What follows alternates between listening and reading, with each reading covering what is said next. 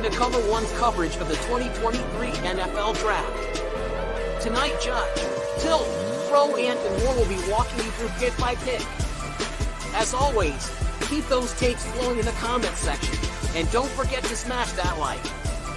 Bills Mafia, it's time. The pick is almost in. Welcome in, ladies and gentlemen, to night one of the 2023 NFL Draft presented by the Cover One Sports Network. I am privileged to be here tonight facilitating this great group of analysts. Starting to my right, we got Tilt Money, and then down below we have Anthony Prohaska and Joe DeRosa. Gentlemen, let's go around the horn and just talk about just how we're vibing right now as the first pick and the Carolina Panthers should be on the clock any second now. Dave, I'll start with you. Yeah, it's a fun night. I mean, obviously the Panthers are going to take the full time just because we know they're going to. That's just tradition with these things. But there's a lot of interesting storylines tonight, right? There's the whole sort of overarching theme that people feel like this isn't necessarily the deepest first round of talent as far as top heavy talent. There's a handful of teams with multiple picks in the first round. You've got the Texans, obviously, Eagles, Seahawks, right? And are those teams going to be at the center of some wheeling and dealing, right? Eagles, the team obviously was just in the Super Bowl. Would they be looking to maybe move up, get aggressive with their extra picks? Teams like the Texans, right? Maybe you're looking to maybe somehow find a way to get 3 picks in the first round. It's just going to be really interesting to see. Obviously, the Denver Broncos fans out there looking at it like, hey, that could have been our 5th pick overall, but we got Russ, and now let's see what Seattle does with the. But these teams with multiple picks, I think I'm going to be paying close attention to them to see if maybe there's some wheeling and dealing that takes place with some of them. But overall, super pumped. The night's finally here. Mock drafts be damned. We got Justin Tindall coming in with a super chat. Always appreciate you, Justin. He says it's 10 a.m. Friday in Australia. So we've got international viewership here at the Cover One Sports Network. He said, took 3 days off of work so I can watch the draft through Cover One. Used to watch it on ESPN, but that was as exciting as watching paint dry. Great content, guys. And who needs Mel Kiper? No commercials. Who needs Mel Kiper when you have Anthony Prohaska, our very own draft analyst here in the stream? And how you feeling tonight? I just real quick, that's one of the coolest comments I've ever seen. Like, I love the dedication for Justin to take off of work and then like the plug for us. Like, that's pretty sick. Major thank you to Justin. I sit in on Disguise coverage Tuesday. I'm exhausted, bro. Like mentally, physically, emotionally.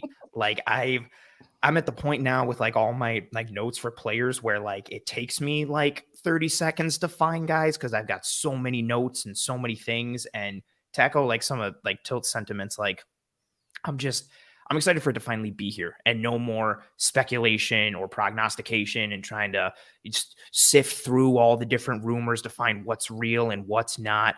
I want to see who the Bills pick. I want to be disappointed by it.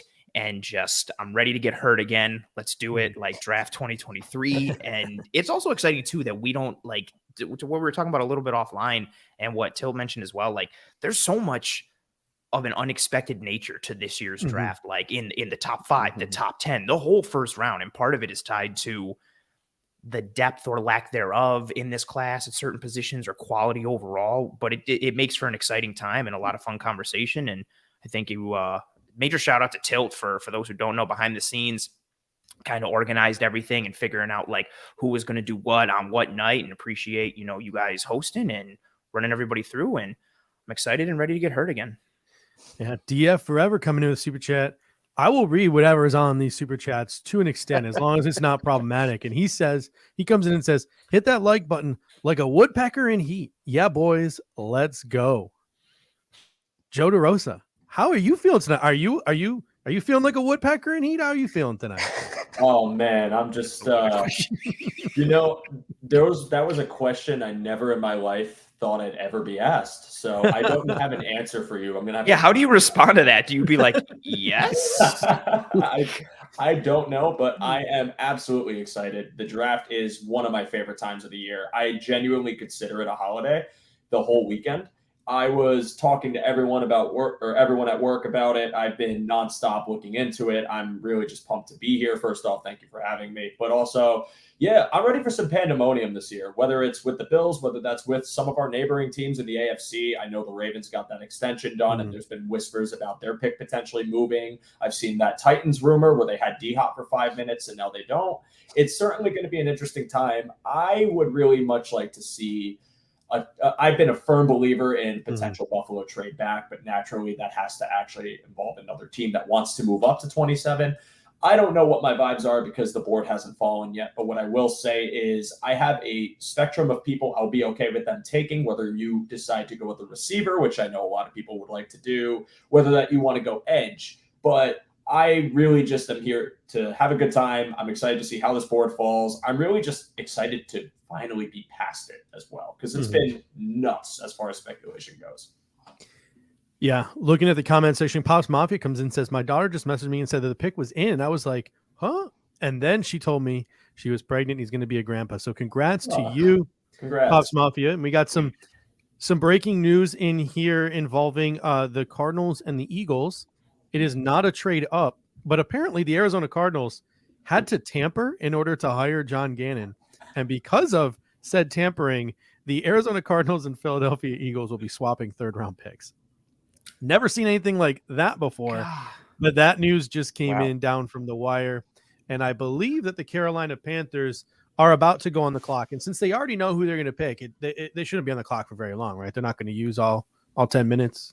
Probably seconds, I'd say. Should be let's start the conversation with Carolina tonight. They have a new head coach, Frank Reich. They brought in a ton of knowledge onto that offensive staff with offensive coordinator Thomas Brown. They brought in Josh McCown possibly as a quarterback coach / mentor to whatever rookie they draft number 1 overall. And they also have sort of a veteran presence in Jim Caldwell as well. So Carolina appears to be ready to take a quarterback with their first overall pick, and they appear ready and able to groom said quarterback. But who is that quarterback going to be, gentlemen? Let's make our predictions and talk about the situation in Carolina. And I'll start with you. What do you think? Initially when they made the trade up, I thought it was going to be CJ Stroud, but kind of deciphering through the real smoke and the fake smoke and all the smoke screens and all that stuff going forward, I think it's going to be Bryce Young, which is understandable. I mean, each one of these quarterbacks has some sort of question mark around them. Bryce Young, I mean, his ability to create off script and what he's able to do amidst the chaos and how comfortable he is thriving in that area. In addition to having a 2022 season that I think because of how regular of a power Alabama is, the thought was that the 2022 Alabama team was like your standard Alabama team, like great offensive line and a bunch of reliable weapons. And not that they were a bad football team by any stretch, but there was inconsistency on the offensive line and inconsistency in his weaponry group. He had a lot of drop passes. He had a lot of protection issues up front, and his ability to kind of, again, like sort through the madness and come out clean on the other end really shone through this year for Alabama. And I mean, he does so much well from a processing standpoint and a mental standpoint, but there's the huge question, like, he's the size of Cole Beasley, basically, like kind of joking, but kind of not. Like, do you want that in a quarterback? And then you've got CJ Stroud, and there's questions about his upside and how high his floor actually is. And then you've got Anthony Richardson, who, I don't like, if he hits on majority of what he can hit on, could easily be like a top 5 or top 3 quarterback in the league. But you've almost kind of got that Josh Allen similarity where there's a very low floor, but there's a very high ceiling. And like, do you want to play that game? Do you want to dance in that way? And then there's Will Levis, who just had a better season I think people kind of know about at Kentucky with his injury and how much of a dumpster fire they were on the field and with the coaching staff. It's really interesting, and it leads to a lot of the questions and the intrigue that we have early on. So I think it'll be Bryce Young at 1, and then that really kind of kicks us off towards seeing how the dominoes fall after that. We got a couple of super chats coming in here. We got Chris M saying, I bet some of you feeling how I feel right now, getting towards the end of finals. Thanks to the Cover One crew for the mental vacations this week. Hey, we really appreciate any way in which we can help. And your boy Lettuce coming in with a super chat as well. He says, it's the Bills, guys, on day 1. LFG, love you, Judge and Tilton. Hey, we appreciate you, your boy, and we appreciate everyone in the comment section, everyone super chatting tonight. And just a quick shout out and thank you to Eric Turner, Greg Tomset for trusting us with night one of the NFL draft coverage. What a mistake. It's truly an honor and a privilege. But Joe, what are your thoughts about Carolina, who's now officially on the clock? Where do you think they're going to go at quarterback? I mean, everyone thinks it's Bryce Young. Yeah, and I thought when they traded up again, same as Ant, it was going to be Stroud. I felt like you have all of the coaching ready to take in any of these quarterback prospects and develop them in some way, but you would probably have to do the least amount of work, in my opinion, with Stroud. He seems to be the most pro-ready passer. I love his ability to just target all spots on the field, but I think it's Bryce Young. I think there's too much smoke to the fire at this point. To me, it seems like it's just a secret you don't need to keep. And at this point, with everyone reporting it, it feels to me like Young is the person they're going to. I know we had that whole Levis smoke a couple days ago, but I just don't buy into that at all.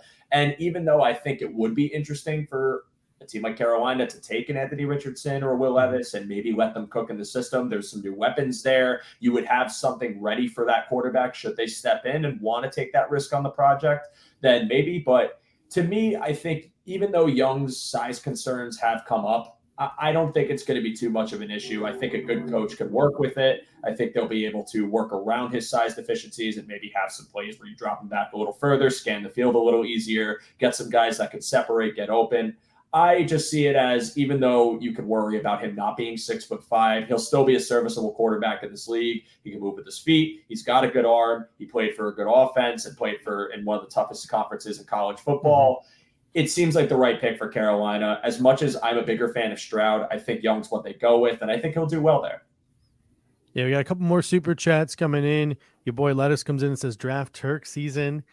Did we learn nothing last year from drafting Matt Arise in the 6th round? We don't need. Let's be happy and content with Sam Martin. And 78 Maximilian comes in and says, thank you, Cover One crew, for always being there for us Bills fans to help us get through the season and the off season. Also, much love, Ant, for your tree Garland game tonight. And you made sure to get it lit. You had to turn off your camera there to get it lit for a second. I read the comment from Andrew that said the tree is lit, and I was going to respond, and then I looked back and I was like, I know what he meant by lit, but I was like, oh, from a literal standpoint, it is not. So I need to go and plug it in. Literal. So, yeah, I appreciate it too. Yeah, tree game's got to step up a little gold, a little celebratory Garland, little gold and white action. It's not completely even, which I'm going to be honest, is annoying the ever-loving hell out of me. So I'm going to have to make an adjustment at some point, but I'm okay with it for now.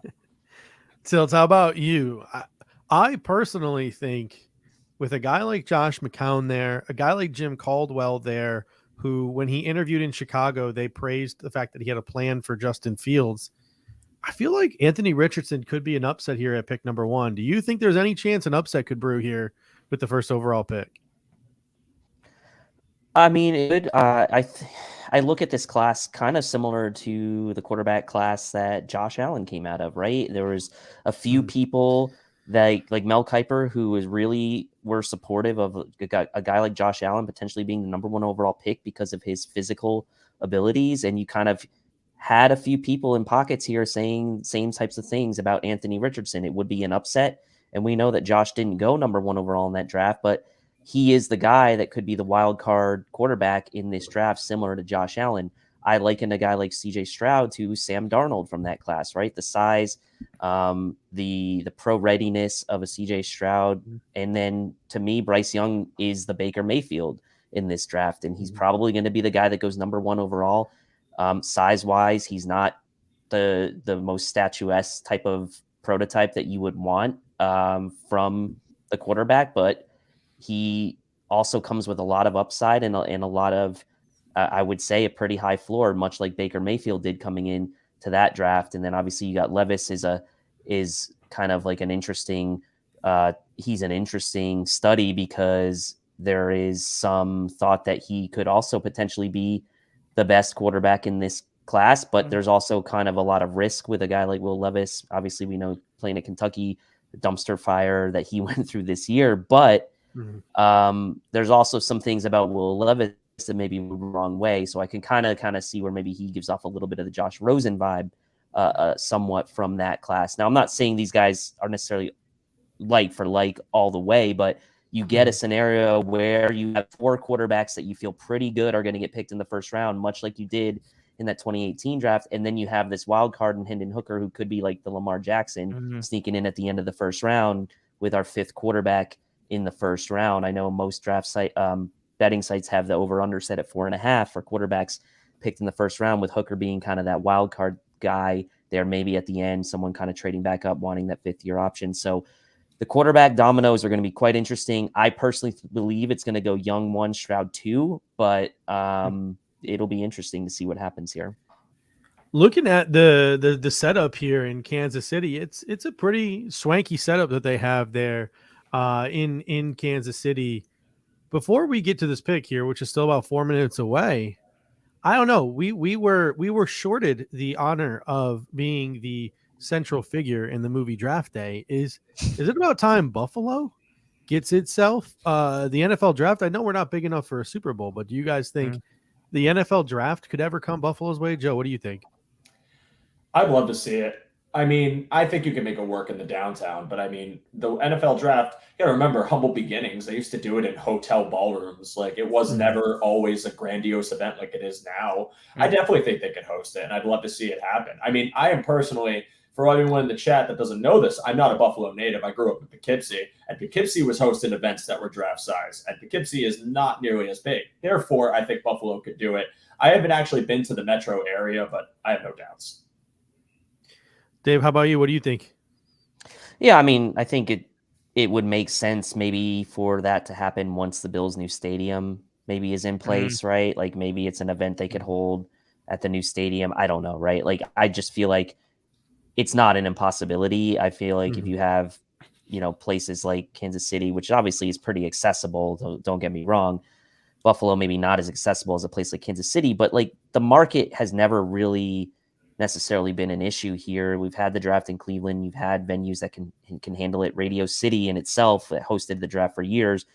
It's not the biggest venue in New York City even, right? So it's like you can have these types of things. Attendance for the draft, as far as being there for the actual picks, is kind of now becoming not the main event, right? The main events are kind of becoming these side parties and these other venues that are kind of littered around the actual draft location, as we saw in places like Cleveland and Las Vegas. But there's no doubt in my mind that Buffalo should be able to handle an NFL draft, right? It's not like a Super Bowl. It's not to the extent of a huge event like that, but they've handled many large concerts, many big types of things like that. I don't see why they wouldn't be able to.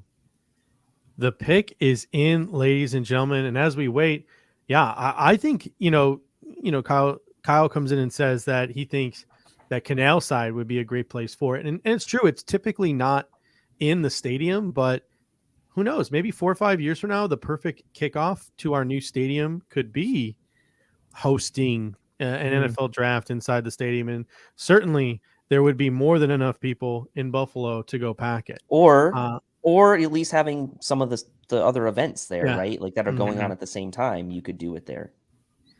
All right, the pick is in, and we await.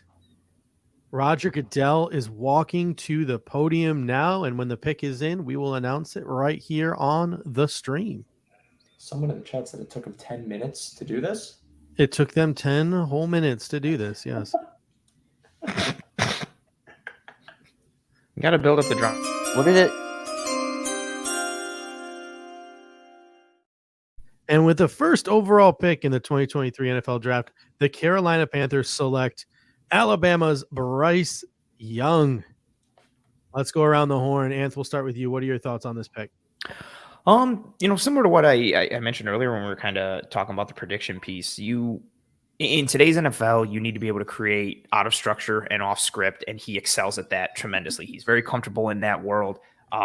He can kind of pull rabbits out of his hat when it comes to creating plays off script and out of structure. And he's got a really good head on his shoulders. I remember reading stuff and seeing pieces on him before the season started about the way he breaks down tape and how he studies and how integral he is to the game plan, and how, Bama has a game on Saturday, and by Sunday evening, he's got everything prepped and ready for the next opponent. And he comes in on Monday and he's meeting with the OC and it's just like, hey, here's what I think we should do to attack this opponent. Like, he's very cerebral, tremendously smart at the quarterback position and how he prepares. And you see that with how he performs in game. And it's just that he's a size outlier, which this draft is filled with size outliers and frame outliers at a multitude of positions. And I think it's also pretty like apropos that, of course, the first pick in this draft is a historical like size outlier, because it kind of just sets the tone for what this draft really is, just filled with outliers everywhere. But each one of these quarterbacks that we talked about has some sort of red flag or some sort of concern. For Bryce Young, it's the size and the frame, and we'll see what happens. I think the thing that was most concerning to me was that Bryce Young was like unwilling to just accept, his accept being a short king. Like you saw him wear those sneakers to the combine, like with lifts in them. Just accept who you are, man. You're a short king. Accept who you are. Joe, what do you think? A lot of analogies have been thrown out there, and I loved the analogy at first when Jordan Palmer, he compared Josh Allen to Steph Curry a couple of years ago, and I was like, oh, that's great, making a basketball football analogy. But now everybody and their mother wants to compare Bryce Young to Steph Curry and make sort of that point guard analogy. Joe, what do you think about this, making analogy cross sport, Bryce Young to sort of an NBA point guard? That's tough. I mean, metaphorically, sure, because if you want to talk about someone's trajectory to get to the point they are, maybe overcoming certain obstacles, maybe dealing with certain, whatever you want to call it. I mean, it's valid to say that if this person was doubted because of their size, if this person was doubted because they didn't do X or Y, then you could draw the similarities to a different player. If you want to talk about, I don't know, if Bryce Young was cut from his high school team and Michael Jordan was cut from his high school basketball team, sure, we could make all those comparisons. But if you're talking about actual play, no. I mean, I don't think you can ever try to somehow equate being a point guard in the NBA. And maybe if you could find some common traits, sure, but we're talking about a completely different game. So if you want to run with the Curry talk, power to you. But I would rather just compare Bryce Young to other quarterbacks. And I mean, it's kind of hard to do that when he really is a historical type of prospect where he is a size outlier. Yeah, it's funny looking for a comp. I mean, a lot of people want to comp him to Russell Wilson, but along with being a short king, Russell Wilson's also a thick boy, which Bryce Young is not. So Doug Flutie, which Adam Gibbons comes in the comment section, I think it's a pretty decent comparison for Bryce Young. Dave, the pick is in for the Houston Texans, and I want to sort of hear from you here. Was all this last week and a half about them not taking a quarterback, was that smoke? Or are they really going to go and take an edge rusher here with the second overall pick? What are your thoughts? I mean, things get a little interesting, right? Because they also have, what is it, the 11th pick? 12th pick. Do they 12th pick? Do they take maybe like the best non-quarterback here and then like assume that they can get a Stroud, a Levis, or Richardson down at 12? Or do they maybe try to maneuver back up again after they make this pick? For me, if I'm the Texans here, I don't mess around. If I feel like I have a quarterback rated above and beyond sort of the rest of the crop, right? And if that's Levis, if that's CJ Stroud, it doesn't really matter. But if they have that guy rated ahead, then that's who I would pick. And I said it all along that I thought they should take the quarterback here, and I think they should take CJ Stroud. That would be my guess as to who they would take. And then your pick at 12 becomes a lot less stressful to me, right? You're not worrying about, oh, we didn't get our quarterback. You can let the board fall. You can even maybe move back, or you can move your stress about getting the quarterback goes away, and you can just take the best non-quarterback available that you want there at pick 12. Maybe you pick like Jackson Smith and Jiba to pair with your new quarterback if he makes it to 12. I know you just signed Robert Woods, but like thinking about the future, like there's a lot of options and a lot of ways that things can go with that pick if they take the quarterback here, which I think they should do, and I think they should take CJ Stroud. And it's interesting too because D'Amico Ryans comes from San Francisco. They're known for having their edge rushers, guys like Nick Bosa. Do they go edge rusher here? CJ Stroud has the same agent as Deshaun Watson, so there might be some bad blood there. Nick Caserio might be on his way out the door, and it might not even be him making these picks. It could be the assistant GM in San Francisco who could be coming along next week, sort of a Doug Whaley type of situation. And obviously, they tweeted out that really weird tweet in that really weird font, which kind of sort of matches up with Will Levis's arm tattoo. So who knows It what kind of does. subliminal It's a messaging font the same. we're getting here. So the pick is officially in, and we're going to get it right quick here.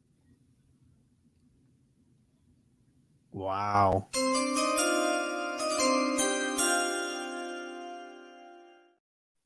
With this Thank second you. overall pick in the Thank NFL you. draft, the Houston Texans select C.J. Stroud, quarterback, Ohio State. Joe, you seem to be in agreement with this pick. Talk about it a little bit. 100. I was infuriated by the edge rusher news, quote unquote, the smoke to it.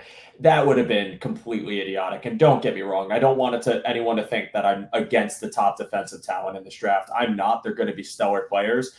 You have built an offense for a rookie quarterback. You have a new defensive coach coming in. Obviously, you want to add defensive talent with that type of mind. However, you need a quarterback. It's just there's no ifs, ands, or buts. You would be running it back with Davis Mills, who didn't have that great of a year. I know he showed flashes his rookie season, and it was a surprise, but he never exceeded that, and I wouldn't wait for year 3 on him. I thought it would be a complete waste if you were going to take a DN at that spot. CJ Stroud, again, I have lauded him for being a pro-ready quarterback, someone who is a pocket passer but can move if he needs to, has played with great receivers and is going to be playing with a decent receiving core in Houston already with Noah Brown, with Robert Woods. You had Dalton Schultz to that mix.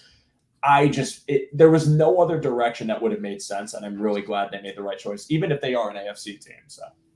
And this pick is interesting too, right? Because CJ Stroud, he's a cerebral pocket passer, and sort of the knock on him was he was very much a timing rhythm thrower. He doesn't really make those plays off script that you see guys like Bryce Young make. But then he kind of showed a little bit of that, or he showed some flashes of that in the college football playoff. Ant, what do you think about CJ Stroud? Is he, in today's NFL, does he have enough mobility, enough wiggle to be worthy of this number 2 overall pick?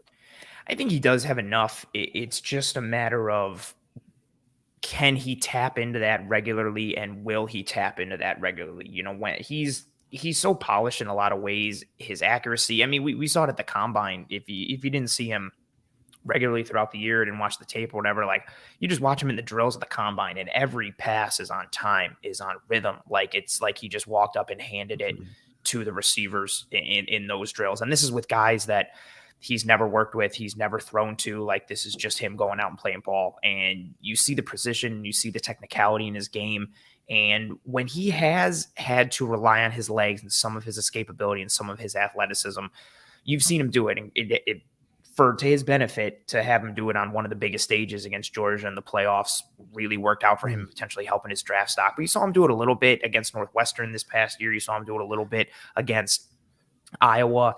And so it's just a matter of, can he tap into that regularly? Is he comfortable tapping into that regularly? And can you allow him to be able to work on time and on rhythm where he really, really, really succeeds? He's got a beautiful delivery. He's very finely tuned from a mechanic standpoint. Also a very smart guy.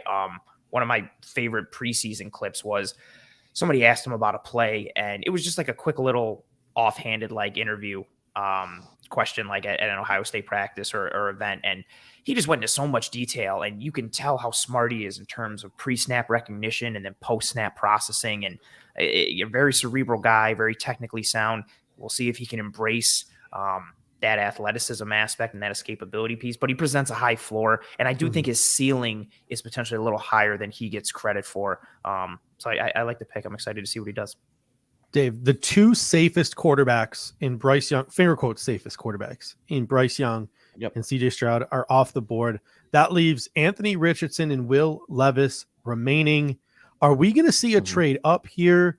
Are we going to see Indy take one of these 2 project quarterbacks? Could we see one of these quarterbacks fall? How do you think these other 2 quarterback dominoes fall? Because obviously we as Bills fans, hell, we want 3 more quarterbacks to go before the Buffalo Bills pick at 27. We want Hendon Hooker to jump in there. So we want these quarterbacks to come off the board as quickly as possible. Where do you think these guys go from here on out? Well, you start to look at sort of maybe who wants to maybe come up, right? I think the Colts sitting there are probably likely to take a quarterback, and that leaves one of the 2 left to maybe fall down the board a bit. And then you start looking at teams that have invested in the quarterback position, but you still think maybe could make a play for a quarterback. The Atlanta Falcons at 8 are an interesting one. Do they trust Desmond Ridder? Is that a spot where the fourth quarterback might be able to get picked? Or do the Falcons say, no, you know what? We're going to roll with Ridder, and we're going to add weapons for him in a Jackson Smith and Jigba. The Falcons did a ton to add in the offseason to their defensive line. They obviously drafted Drake London 2 years ago.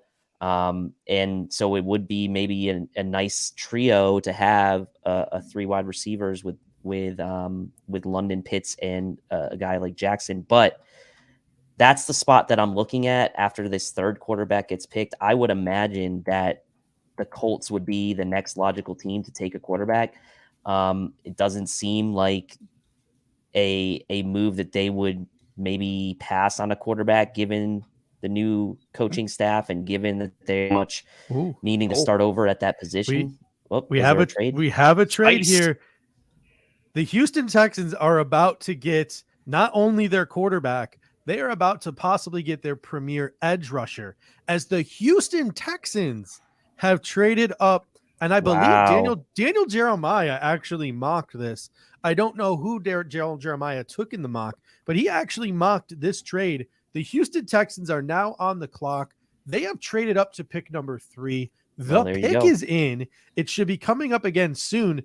When is the last time a team had 2 picks in the top 5? Does anyone remember a circumstance of this happening? Jets were what, 2 in the top 10 last year? I think. Yeah, I can't remember, honestly. I mean, has it ever happened? I mean, that's some Kevin Costner stuff right there. He's like, I want my picks back, all of them. Well, my picks. I hate that movie. Wow. So you got to figure they're going to go for either Tyree Wilson or Will Anderson here, right? I mean, that would be the logical. Yeah, I would think it's Will Anderson. I would hope it's Will Anderson. Yeah, I would think you're moving up for Will Anderson here. Dude had 14, 15 sacks last year, and has had like 12 or 13 like for 3 years in a row or something like that. Dude's an absolute monster. And also too, like, you take into account like where he was playing for Alabama this past year, like often in that 4-eye alignment, like inside shoulder of the tackle, where he won't be in the NFL. Like, he'll be coming off the edge with regularity, and not the most bendy dude, but his bull rush is very, very, very real. His speed to power is very real. Everything from a personality standpoint, like the culture piece, who he is as a person, a leadership standpoint, he ticks all those boxes. Also an Alabama guy, just like D'Amico Ryans, but he's nasty on the field. He's a good culture dude. I also think he can maybe potentially add a little more muscle onto his frame, and we could see what happens to him from there. If he gets a little bigger, he's at that 240, 245 range. He could potentially kick it up into the 250s. Tremendous run defender, tons of production. There's so much to like. I think Tyree Wilson may have a higher ceiling for some, but I think Anderson is the best player in this draft, and he's so safe from a. Like, at worst, he's just going to be like a really good starter. Like, at worst, Will Anderson is a really good starter, and that's awesome. And then at his best, I don't know, dude is like one of the top 10, top 7 players at his position, maybe higher. The thing with Tyree Wilson, too, is some injury concerns came out today, like a foot injury. So some people are expecting maybe Tyree Wilson takes like a Jeremiah Johnson type of slide in this year's draft, which would be rather incredible. But the pick is in here for the Houston Texans. We should know momentarily who the pick is. And apologies for my technology malfunction there. I think I might have 2 laptops and a computer. I think I might have a little too much for the a little too much bandwidth getting sucked up there. Reading from Albert Breer, the Texans send the 12th, the 33rd pick, and a 2024 first and third round pick. Wow. Move up to get that pick, and the Texans will get the 105th overall pick as well this year, which I believe is like one of the first pick in the 4th round or something like that. So, or one of the big moves early. So that's a lot to give up to move up, because I mean, they were already sitting there at 12, right? So I like Tyree Wilson, maybe not realistically could have gotten to them at 12, but like, again, what I was saying earlier, like you could have had your choice of a lot of different guys. They must have really loved Will Anderson if they were willing to move up and do that, assuming again that's the play. The pick is in, ladies and gentlemen.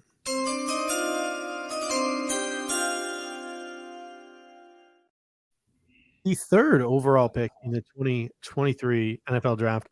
The Houston Texans have traded up to select Will Anderson, edge rusher out of Alabama. As Chris Collinsworth would say, now here's a guy in Will Anderson Jr. He's got himself maybe some. I don't want to say he's like as bendy as Von Miller, but he's certainly got that Von Miller type of body as an edge rusher. D'Amico Ryans comes over from the San Francisco 49ers. They're known for that defense, which starts with, rushers from the edge, guys like Nick Bosa. So he adds the franchise quarterback, the facilitator. He adds the edge rusher. They added just 2 top 5 picks, 2 blue chip players in this draft. What do you think of this haul far from the Houston Texans, Dave? Oh, I think they've done a great job. I mean, it was a lot to give up, as many people in the comments section have agreed. It was a lot to give up. I mean, the Texans, their franchise hasn't been around super long, but they've kind of been that team that for years relied on JJ Watt to be kind of the face of their franchise, right, at the edge position. And they're hoping probably here that Will Anderson kind of follows in his footsteps and kind of takes that mantle to lead that defense now for the better part of the next, 7-8 years, to kind of pair up with their quarterback. Now, the fact that they did bring in Robert Woods in the offseason, that Joe mentioned Dalton Schultz, they have Nico Collins, they have some pieces on the offense, and they have a pretty good offensive line already. This move is understandable in my eyes as to why they would then try to bring in a blue chipper on the defense. We know they drafted Stingley last year, on the back end, and now they're kind of adding a blue chipper on the front seven. So the Texans, look, I mean, they're trying, right? It's going to be tough for them to make a ton of hay in the AFC, but that division is honestly probably the most topsy-turvy of it all in the AFC as far as like being up for grabs each and every year. We saw what the Jags did this past year. It's like, why not go for it if you're the Texans? Because you have maybe just put yourself in a position to at least give yourself a chance to compete in that division 2023. Looking at Will Anderson's TDN draft profile, they give the 4 reasons to buy in on Will Anderson: high-level athletic profile, dominant run defender, he's got sack production, and high football character. Their top reasons for concern: he's a position-specific player, and he needs development as a nuanced pass rusher. Anth, what are your thoughts on Will Anderson, the prospect, and what the Houston Texans are getting here?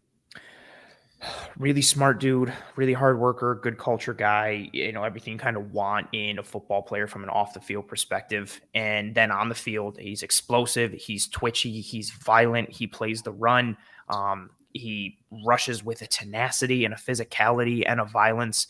And that's all without, I don't think he necessarily has right now the best pass rush plan or the best pass rush moves or like an arsenal moves. Like, this isn't some guy who's coming out and busting out like regular like spins and cross chops and all these different combinations and transitions, but he has the intelligence to do so and build upon what he's already got, which is just beating people with his get off and explosion and twitch and violence. And the fact that he's won so much with that already, it's exciting to think about, okay, well, what if we start to stack a couple more things on him and, really start to get him to stop kind of predetermining what he's going to do. And you get him again to build upon his transition game, his counters, and really develop him into a more well-rounded pass rusher.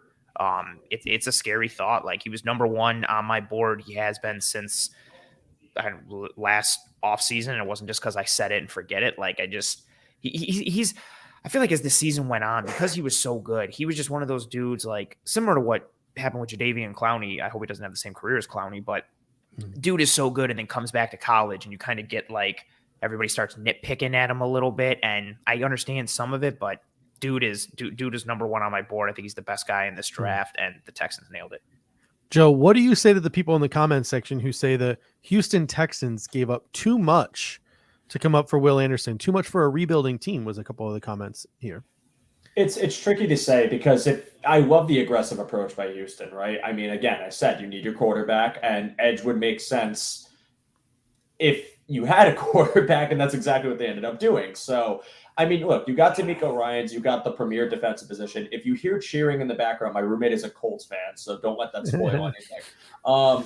I think yes, it is a lot to give up. You are essentially compromising one of your first round picks, a lot of assets in this draft for Arizona, who I think made out like bandits. However, you address quarterback and you address defensive end with a defensive coach. I think it's an equal win because even though you are compromising a lot of capital, you have to remember these picks aren't going to come cheap. They're not going to be something that you could make your way out of like a bandit, especially if you're going from what was it, 11 to 3? I think 12 to 3, excuse me.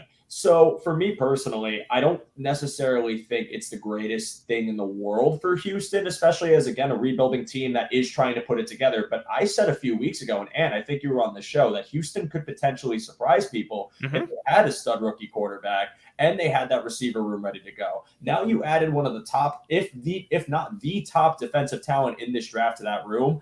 I think that's a win for them. And I think that not only makes them a team that you could consider rebuilding and have pieces, but a team that could compete this year. Again, the AFC South is the wild, wild west of the NFL. It tips every single year. It looks different every single year. Expectations are never met every single year. I don't think a single person would have sat there and told you the Jags were going to win it this past season, but they did.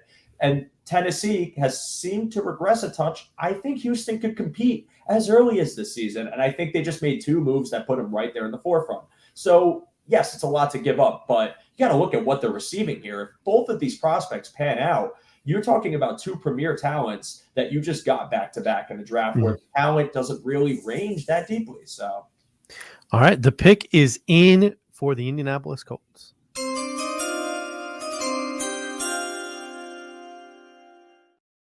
With the 4th overall pick in the 2023 NFL Draft, the Indianapolis Colts select Anthony Richardson, quarterback out of Florida. Shane Steichen comes from the Philadelphia Eagles, a team with a dual threat quarterback in Jalen Hurts. They just got to the Super Bowl with that dual threat quarterback. TDN draft profile says the 3 biggest reasons to buy into Anthony Richardson is the fact that he is a dual threat quarterback. He has rare arm strength, and he has developmental physical tools. Their top reasons for concerns, his throwing mechanics, and his accuracy. It seems like all the quarterbacks, at least all the high-level caliber quarterbacks, are making their way to the AFC, and Anthony Richardson could possibly be another one of them. Pro-Anth, what are your thoughts on this pick?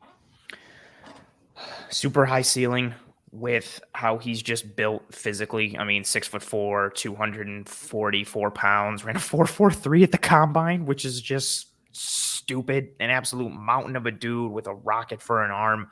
I actually think some of the technical aspects of playing quarterback, which he does need work on, I think he's a little bit better at some of them than he gets credit for. I think his pocket manipulation, again, this is the dude who's only played 13 games. Like, he's very raw in his quarterback process in terms of just playing the game of football. And I think when you watch him navigate the pocket, you watch him have the ability to set protections at the line of scrimmage, I think he's more advanced in the technical aspects of quarterbacks, especially from a pocket manipulation standpoint and a mental standpoint, than he gets credit for. That being said, he still does need work in those areas. He has to tighten up his mechanics. His decision-making has to get better. He's too mercurial in his decision-making along with his accuracy. But I think that gets better in theory with more time on task. Like, he's still just in the infancy of his quarterbacking career.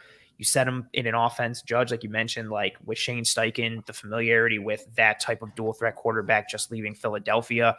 It's an offense that kind of, sets up well for his skill set and what he can do. And if you just tap into some of that, like the verticality you can have in your offense with the cannon of an arm that he has, his ability to evade and truck anybody because of his size or outrun somebody because of his speed. Like, he's a truly imposing threat at the quarterback position, and you just polish him up a little bit and kind of let him go, and you could legitimately have one of the top 5 quarterbacks in the NFL. Dave, Anthony Richardson, I don't want to say are you buying the hype, but are you buying Shane Steichen and the environment in Indianapolis as the place for Anthony Richardson to possibly meet his full potential? I think it's a good fit from the standpoint of both of these guys are coming in as a tandem, right? Shane Steichen his first year, Anthony Richardson with a lot to prove. As a guy who, as Pro-Am mentioned, with not a ton of starts under his belt, these two guys can come in and kind of both have the collective chips on their shoulders, so to speak, to kind of build this thing together. What I do like about the situation he goes into is he's got a nice downfield vertical threat in Alec Pierce that the Colts drafted last year. He's got Michael Pittman, who's been a very steady wide receiver for them. And he's going into a situation where the Colts, who have a pretty good offensive line, and by the way, Jonathan Taylor there too, now adds an element to that the Colts really haven't had with the likes of Phillip Rivers and Matt Ryan in these types of position. Like, it's not now just about maybe Jonathan Taylor running the ball. It's about Anthony Richardson running the ball as well. And I think this opens possibilities up for the Colts. Still have to figure out what they're going to do at tight end, but I think that this is a great first step in the Shane Steichen era. And I think if I was the Colts making this pick, that's the pick I would have made over Will Levis. Looking at Seattle now, looking at their top 30 visits, Will Anderson is off the board. Anthony Richardson is off the board. There's only a couple of sort of consensus, like top 10 projected picks that were top 30 visits in Seattle. Jalen Carter visited Seattle, had a private workout, and Devin Witherspoon, the cornerback out of Illinois. Are we going to see an upset? Seattle's the kind of team that can just go completely off the wall and maybe take Will Levis here. Like, we don't know what Pete Carroll and co have in store there in Seattle, and they're taking all of their time, which makes me think that maybe they might even be trying to trade this pick. But Joe, where do you think Seattle's heading here with pick number 5? You know, I've thought a lot, for some reason, thought a lot about Seattle in this draft. I think just because they have a very unique position being that high up, but still having kind of a playoff team in place. I know that they gave Geno his contract, but Geno is, in my eyes, your 2 to 3 year stopgap option. He's not someone that you're going to obviously mold. He's older. You don't know how his injuries will play out as he gets later on in his career. It seems to me like the better choice would be to eventually take a young quarterback prospect, but I don't think they do it here. Mm-hmm. I think they want to bolster their secondary a little more, and I think Witherspoon would make sense, but I could also see them going for maybe Jalen Carter and plugging up that D-line a little bit more, just making it more short up and just making them a more formidable unit when you're playing in a division that, you know, you honestly have a good chance of winning next season. Even though the 49ers are still as good as ever, there's questions about their quarterback play. There's questions about some of the free agents they lost. So for me, if I'm them, I think Geno, you have him locked down. You do have an opportunity to take Levis. I don't know if they want to develop Levis. Levis has a lot of question marks, but a lot of upside. Are you willing to let him sit behind Geno Smith and learn from a vet who's been through the ringer, who's kind of had a career resurgence, who kind of had those same narratives of being doubted and being seen as someone that was kind of out of the league? You know, I feel like Levis might share a lot of that mentality just from the discourse of this draft. Or do you decide that it's better to just go and make our defense a little bit better? I think my gut feeling tells me Witherspoon, but I could see them going in either direction. Yeah, the pick is actually in. ESPN is in commercial. I don't know. Do we wait for them to make the pick at the podium before we go? How are we handling the commercials this evening? Oh, I think that's up to you. You're the captain. Well, you and Tilt are the captains of the ship. I think you guys have to decide. I think up until the Bills pick, I think we're safe making the pick before television does, because, I mean, if someone's watching the show, they're watching the show. We announce it, and then they can watch it on TV if they like to. We all in consensus here that we can call this. Let's go for it. I'm with it. All right, ladies and gentlemen, Roger Goodell is walking to the podium, and the pick is in.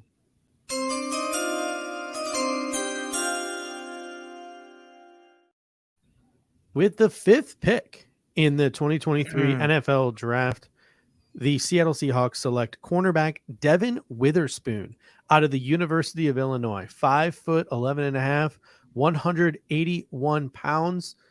The top reasons to buy in, according to the Draft Network: experience and success in man coverage, something Seattle definitely likes. Tremendous ball skills, a tone-setting personality. He's a good tackler, and he's got a special teams resume. Their top reasons for concern: a lean frame, offers questions against powerful perimeter receivers, can be overeager to make plays at times, and will teams try to box him into playing the slot.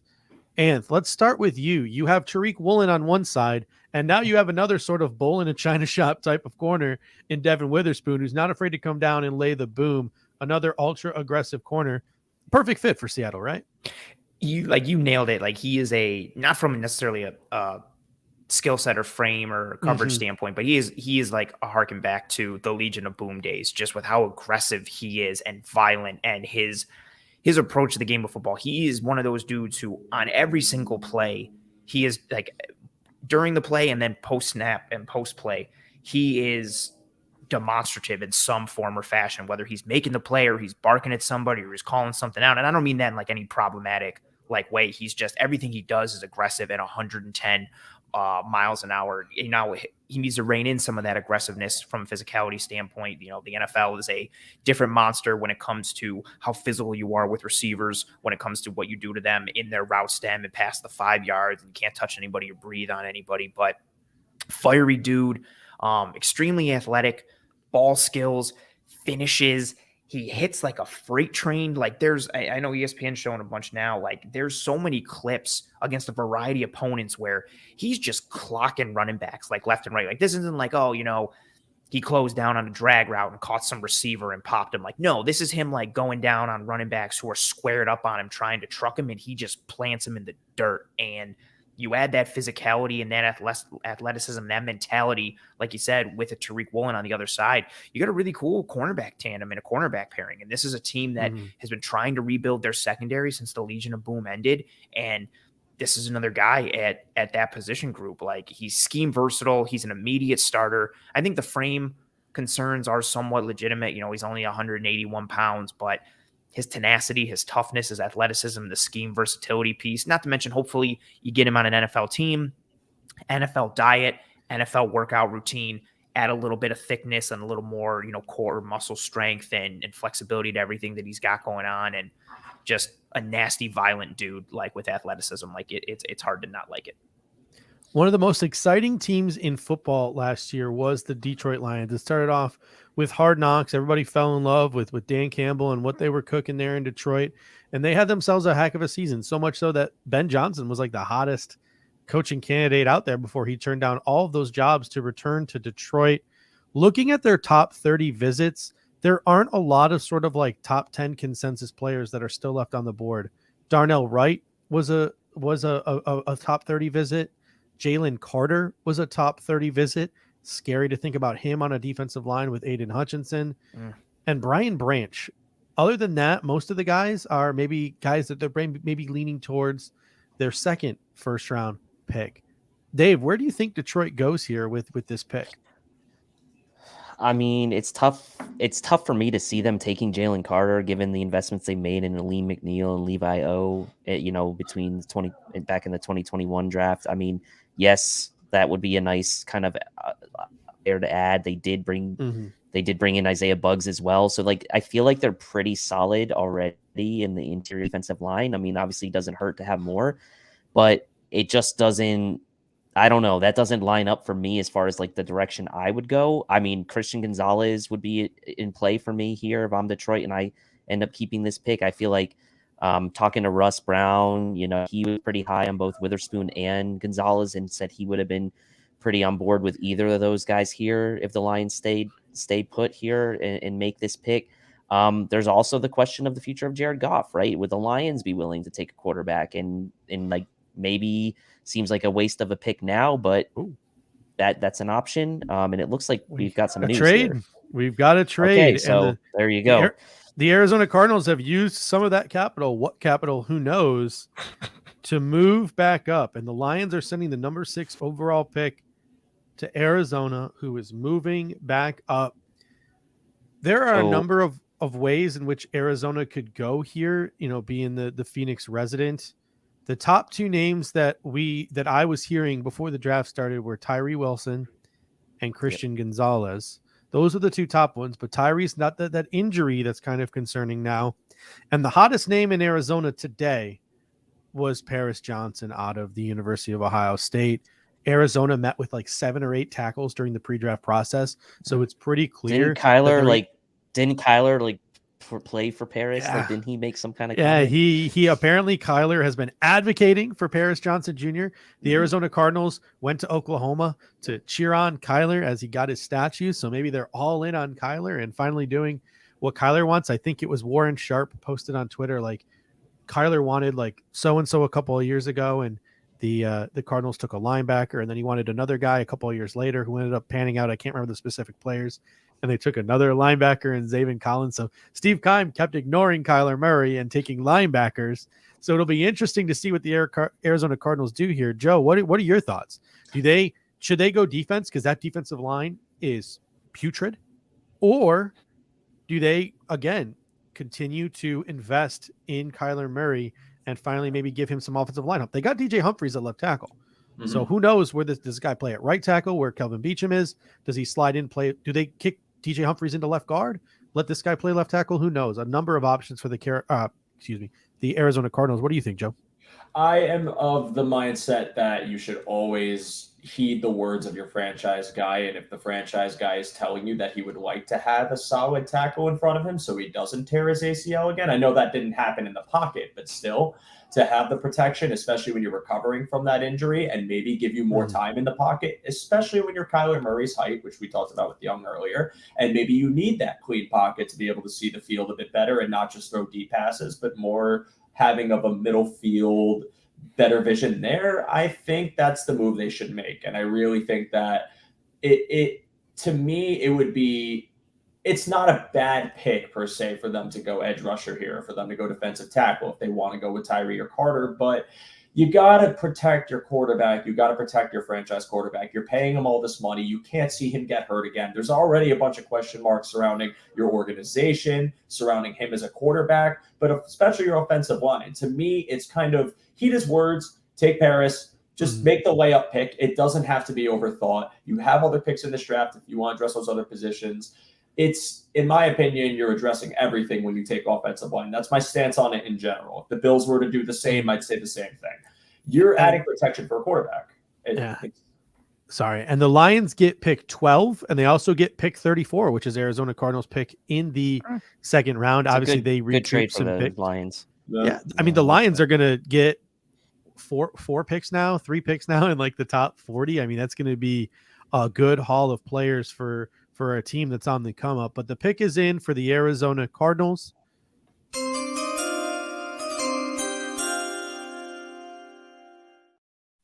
With the 6th pick, the Arizona Cardinals select offensive tackle out of Ohio State, Paris Johnson Jr. 6'6", 313 pounds, with absolutely freakish 36-inch arms. According to the Draft Network's scouting profile, the top reasons to buy in are his size and his athleticism, his coordination, his recoverability, and his controlled aggression. And he's got a high ceiling with an excellent baseline. I know in 2021, he played at guard for Ohio State, and he was rather dominant, especially in the run game on the interior for Ohio State. The top reasons for concerns, according to the Draft Network: need for an improved functional strength, developing his hand technique, and only 1 season, as I just mentioned, at left tackle. Anth, what are your thoughts on Paris Johnson Jr. to the Arizona Cardinals? You know, there's a lot of similarities with him and Broderick Jones in another top tackle in this class, where a lot of it is technique cleanup and high upside. And it's funny how similar they are in that regard. And I think that's why so many people like kind of were flip-flopping on who was tackle 1 and tackle 2. But Paris Johnson just ticks from the frame standpoint and the boxes and the measurables that you like to tick. Like, oh, you want like size and all that, cool. Like he's 6'6", 313 pounds, and he's got 36 1/8 inch arms, which is just ridiculous. And you see him play off that reach, you know, only a 2-year starter, like you mentioned, and moving to left tackle this past year, much like Anthony Richardson. I mean, he's got more total starts under his belt, but in terms of what he's going to be playing at the NFL level, he's still in his infancy at that left tackle position. So in theory, again, you're banking on him continuing to grow, continuing to get better, continuing to claw and, you know, reach towards that ceiling. And if you get it, like, you're building on a guy who has the size, who has the frame, who's athletic, he's almost easily able to, you know, the backside reach block on a zone run isn't the easiest thing for linemen. and he can execute that versus 3 techs with almost like regularity. Like you see him take 1 or 2 fluid steps and he cuts off and he gets in position. So you see the flexibility, you see the fluidity. You just got to have him get better with his sets in terms of strike timing, punch location, hand placement, but he's got all the requisite tools needed to be that. He can be a very solid starter in this league. And he's, Judge, like you alluded to, this was an offensive line that has just been, especially for a quarterback that's on the smaller side and who, like, granted, I know he scrambles, but you want to protect him and keep him clean. Like, the Cardinals offensive line has not done Kyler Murray any favors. So you help solidify that line with a nice, fluid, athletic left tackle who has a very high ceiling. Just clean up some of his technique pieces, and you got yourself a really good player there in the first round. Joe, I think you might be heading out here momentarily, but what are your final thoughts here as we're through the first 6 picks in the draft? I really like how the board's falling so far. Obviously, Levis is still up. I want him to get taken soon, but I didn't expect anything of, nothing seems out of the sort here. It seems like all the layup picks were taken. I love the Houston move, even though it is a bit aggressive. I think they're addressing positions of need. I love seeing these teams trade back, and I really love that that's kind of being a trend now. We've only seen it twice now, and you might see it happen again in later rounds, and I'm hoping that can happen by the time Buffalo picks in 5 hours, given the pace of this draft right now.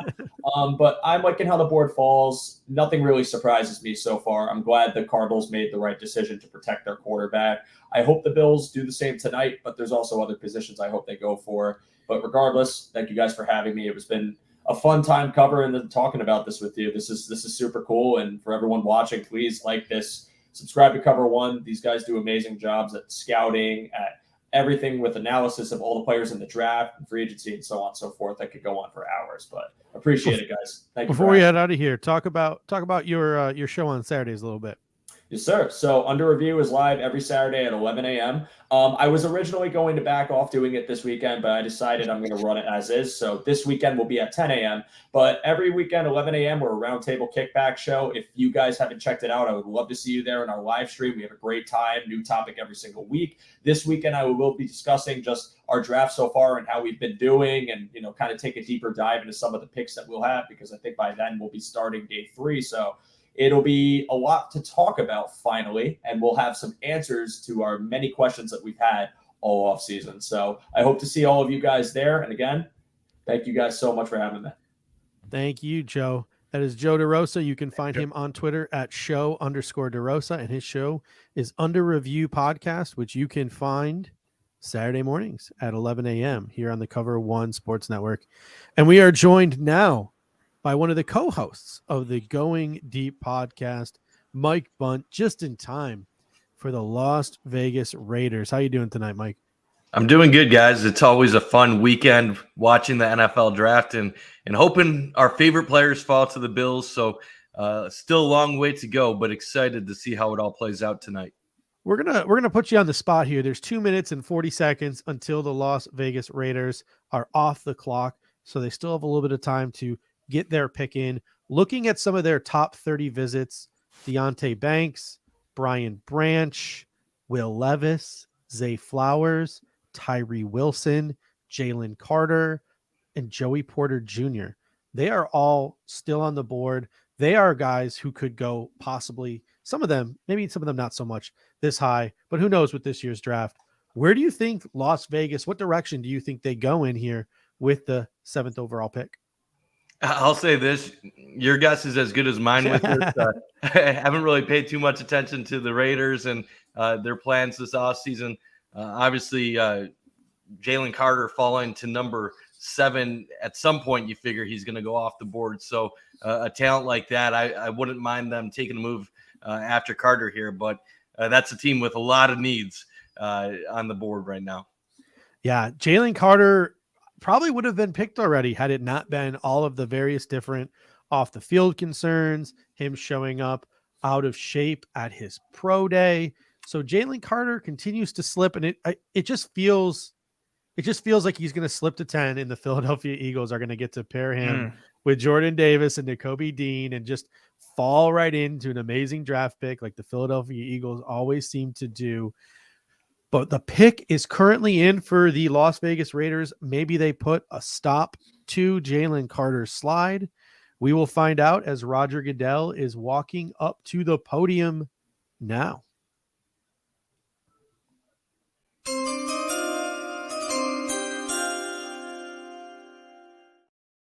The 7th pick in the 2023 NFL Draft, the Las Vegas Raiders select edge rusher Tyree Wilson out of Texas Tech. 6'6", 275 pounds. According to TDN, the top reasons to buy in: his great size, he is physically dominant, and his positional versatility. There are reasons for concern: questionable speed to threaten the edge as a pass rusher, quick reactionary athleticism, and he occasionally plays with a high pad level. Ant, what are your thoughts on the Las Vegas Raiders selecting Tyree Wilson to pair with Max Crosby out in the Sin City? That's super exciting. Like that. Sorry, I got excited and jumped the gun.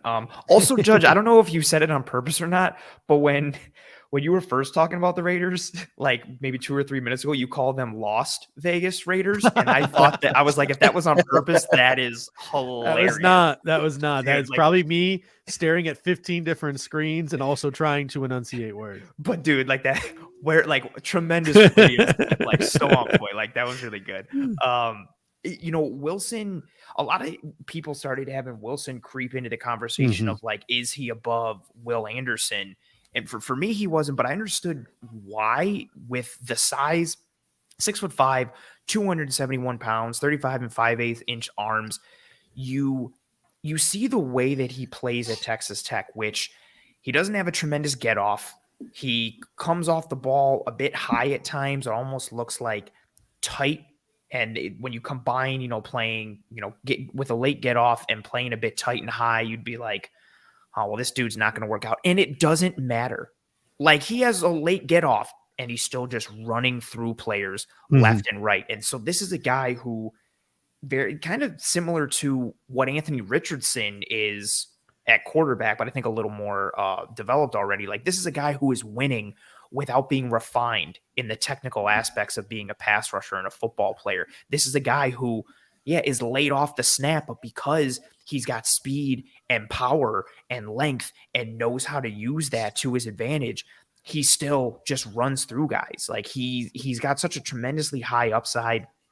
Some like a cool stat that I was looking up: of the 384 defensive tackles and edges that had at least 50% of pass rush snaps in 2022, he was 5th in PFF's pass rush productivity, which is a metric that combines sacks, hits, and hurries relative to how many times they rush the passer. And he was 11th in win percentage. This is a dude who, again, in theory, trajectory is up, should continue to ascend. You can use him in multiple techniques and alignment. Like you can use him as a 9 tech, you can use him as a 6 or a 7, you can use him as a 5, you can kick him inside as a 4-eye, or maybe even in pass rush situations, put him on the same side as Max Crosby and line him up over a guard or line him up on a shade on the inside, because again, of that size and frame that he has. And I think he's really just getting started. It's just a matter of how high or how close to his high ceiling can you get him to. But this is a dude who should be a good starter for you and has some superstar potential. Dave, if you're a Raiders fan, a lot of people thought they would go offensive line here. A lot of people thought they would go corner here. They go edge rusher. You're a Raiders fan. How you feeling right now? I mean, I feel okay about this pick, right? I think that there's a chance that you're sitting there if you're the Raiders and thought maybe Tyree would go as high as number 2 to the Texans. If they liked him better than Will Anderson, maybe he would have gone number 5 to the Seattle Seahawks. But at the end of the day, you have Max Crosby on one side. You have Chandler Jones, who is at in the twilight of his career. As Ant mentioned, positional versatility, interesting with Tyree coming in, can be an understudy to guys like Max Crosby and Chandler Jones. Obviously, you're drafting a guy this high. He's going to contribute from day one. And you're having to chase down guys like Justin Herbert and Patrick Mahomes in that division. So it does not hurt to have that third pass rusher who eventually will be the heir apparent to and maybe even take over Chandler Jones' role this year and put Chandler Jones into more of a situational pass rush type role given his advanced age. But for the Raiders, I think if you're looking at this division and realizing like you have to get after these quarterbacks, adding a guy that has premier talent and a ceiling that Tyree Wilson has, I think I would feel pretty good if I'm a Raiders fan right now with this pick. All right. The pick is in for the Atlanta Falcons, and we sort of made this decision that even though ESPN's cut into commercials, we know who the pick is. So We're going to be a little bit ahead of ESPN. So apologies if you wanted to watch Roger Goodell at the podium. We won't spoil the Bills pick until it's set at the podium, but we might be a couple of minutes ahead on a pick here or there. And we're going to be so right now because the pick for the Atlanta Falcons is in, and it is a shocker, maybe.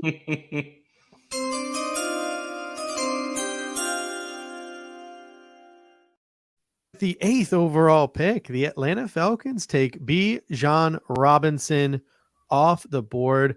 Arthur Smith obviously has with Bruce Nolan pops his champagne. And Derrick Henry. They got Drake London in Atlanta. They've got Kyle Pitts in Atlanta. Desmond Ridder cannot complain about not having enough weapons. Now he's got a staple in the backfield in Bijan Robinson. Mike Bunt, running back in the top 10. A lot of people will question this. What do you think? It's wild. I'll tell you that. When you look at Bijan Robinson, he's a generational talent. So if this was 20 years ago, no one questions this pick. 20 years ago, this would make sense. But in an era where running back in the first round is a devalued position, seeing someone go in the top 10, especially on a team like Atlanta that has a bunch of needs, it is kind of a question mark. It's not that he doesn't have the talent to be here.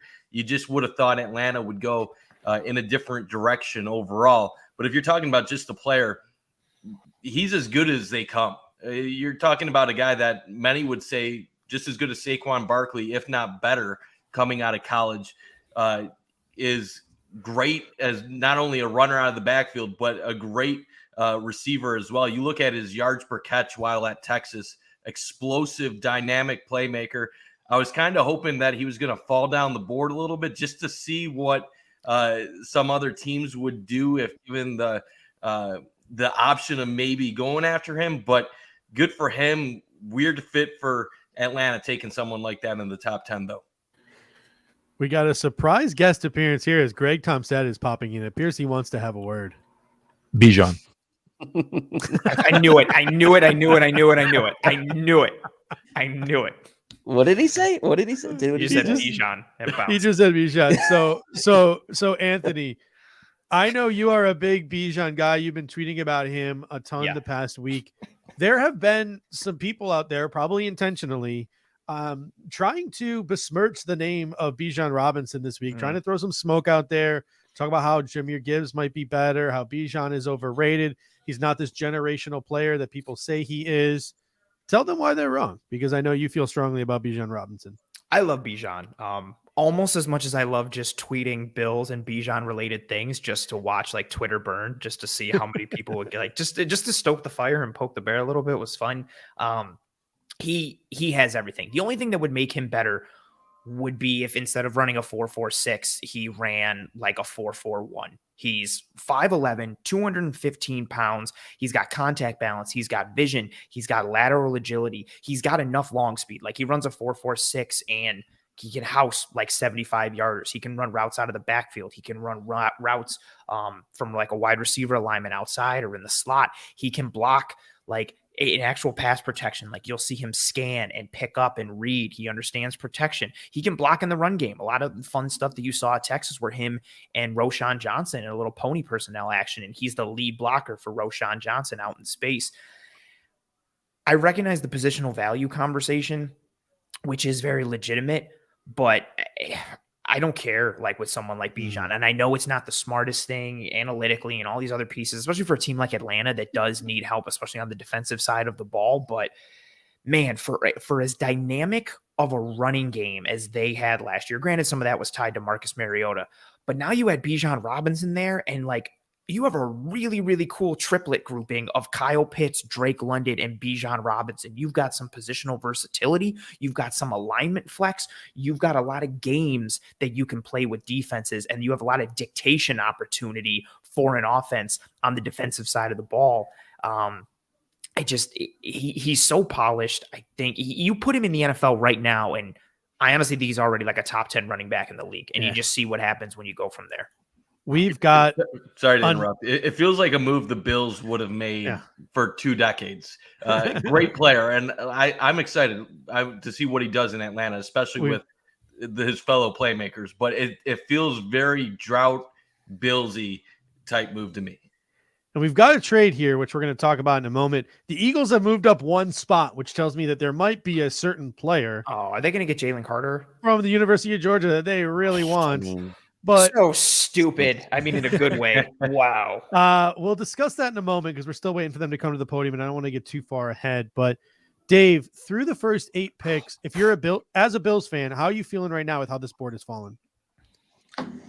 I mean, I know we're talking about like quarterbacks getting picked, and that's great, but like I still think it's too early to say one way or another, right? I think we're through 8 picks. I don't think there's really been any surprise players taken in the top 8 other than maybe Bijan, right? And Bijan, we always thought was always going to be a chance to make it down into the 20s as it was. But the rest of the players that have been picked, really, like maybe some of the teams or like some of the trades and kind of where teams ended up are a little bit sort of not what we thought, but the players themselves are not a surprise to me. So I think too early to say how this board's falling for the Bills. I think the next team you look at as far as quarterback situation, you look at the Titans, maybe they're at 11. Would they pull the trigger on a quarterback sort of in the post, Ryan Tannehill era? Do they have enough confidence in a guy like Malik Willis? Doesn't seem like it. So like that seems like maybe the next logical place to talk about a quarterback, but I don't think you can say one way or another that it's been good or bad yet for the Bills. I mean, maybe you could say the fact that only Paris Johnson has been the only tackle taken is good, but like even that's probably still too early to say, right? You could very easily get a run on guys here in these 10 to 20 range. So yeah, it's all heck is about to break loose in this draft. I mean, how many teams in the top 10 have actually picked in their original draft position? I think it might have just be Atlanta right now. Maybe one other team, Seattle. Seattle, because Seattle's got Denver's pick. So Colts picked, I think, in their spot, right? The Colts and the Falcons are the only 2 teams I think in the top 10 that are going to pick in their original spot. And the Eagles have a chance here, if it occurs, to pair up the old gang from the University of Georgia. You already have Jordan Davis. You already have Nakobe Dean with a character like Jalen Carter, a guy who people question his work ethic, has gotten into some off the field stuff. Maybe the Philadelphia Eagles are going to feel super comfortable, confident coming up and grabbing Jalen Carter here at pick number 9, knowing they gave up a 4th round pick to move up one spot, by the way. That was the trade. And kudos to Ryan Poles for being able to just get something out of that, move back one spot and maybe get a player he's more comfortable with. And I know that the TV, I'm waiting for them to walk up to the podium because I know the pick is in. So I'm just waiting for them to walk up to the podium. And once they do, we'll call the pick. But Mike, your thoughts on the top 10 so far? Yeah, it's been interesting. A lot of moves. I didn't see all of this happening entering the night. Obviously, we all knew that Arizona was likely to move out of 3, but it's been a fun one so far. Quarterbacks are coming off the board. I think Levis, good chance he'll come out soon to maybe the Titans. And the Bijan pick is really the only really stands out to me as a little bit of a shocker to this point. I guess some people could say Jalen Carter falling to this point, but it's kind of gone similar to the way many people have mocked it so far. I think 10 to 20 is when we're going to start to get more variance and really start to figure out what the Bills' real options are. To go with what Tilt was saying earlier, it's far too early to know how the Bills are going to be impacted by the way the picks have gone at this point. All right. The pick is in. I know they haven't walked up to the podium yet, but we're going to make the call here on the Cover One Draft Show.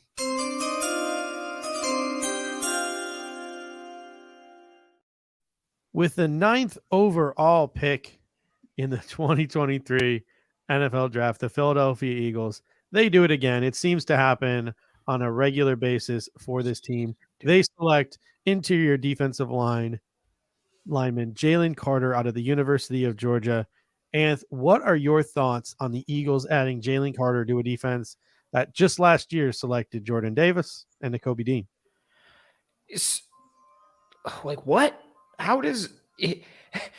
It's such a big thing for the Eagles was like, oh man, like they lose Chauncey Gardner-Johnson, and oh man, they lose Hargrave. And then like for Hargrave, it's like, no, it's cool. We're just going to replace him with Jalen Carter. And it's like, oh, okay. Like how nice of the board to fall into your lap that way. And for them to only give up a fourth, we talked about it a little earlier. Like I recognize several of the off-field red flags that exist, which are, legitimate. And then what happened at the pro day performance, even some of the performances during the playoffs, like I think it was their first semifinal game where he didn't have the game that he wanted, and even told Kirby Smart that, but then like immediately went out and started like grinding like the day after or the night of, and then showed up huge in the national championship. Like there are off the field red flag concerns, which are very legitimate, but if you're looking from an on-field perspective, dude was second on my board in this class, an absolute game wrecker and monster in the interior. Like he could have been number one on the entire board.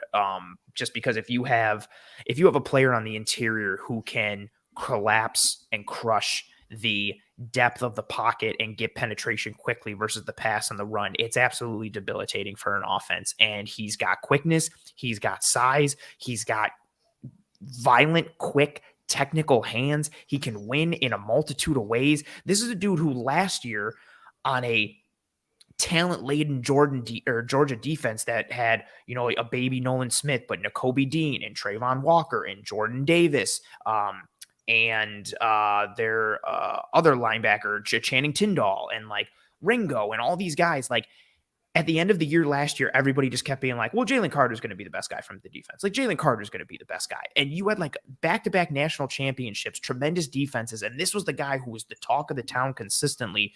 You watch the tape. When he's on, he's dominant. It's at a premium position. He can destroy an offense in a multitude of ways.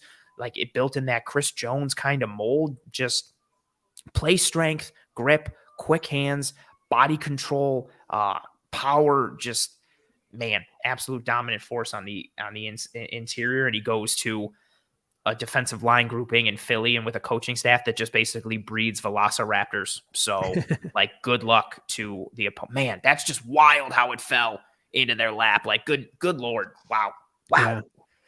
Yeah. And this is where I would start to worry about, and Chris just put my comment up. This is where I would start to worry about offensive line coming off the board. If you're a Bills fan, starting to worry about good call impact to our pick, right? The Bears, obviously the Tevin Jenkins experiment really, I mean, it's fair to say hasn't worked out to this point, right? And that's on the right side. And then Braxton Jones is their penciled in left tackle as of now. Like they really need help in protecting Justin Fields. So if I'm a Bills fan and I'm Jones, Darnell Wright, types like that, maybe start slipping down, this is a pick where if you get past this pick without an offensive line being taken, that is a good thing for the Bills if you are hoping for an offensive tackle as a Bills fan here. So the Chicago pick could be important looking down the road. And the Bears pick is in. We run the risk of getting too far ahead of the television. Do we want to hold off on the Bears pick, or are we okay just going at the pace that these picks are actually coming in and being ahead of the television? What do we think here, guys? I think we can keep going ahead. I mean, it's good. Again, it's you guys are the captains. You decide at what speed that we fly. Let's do it then. The Chicago Bears pick is in.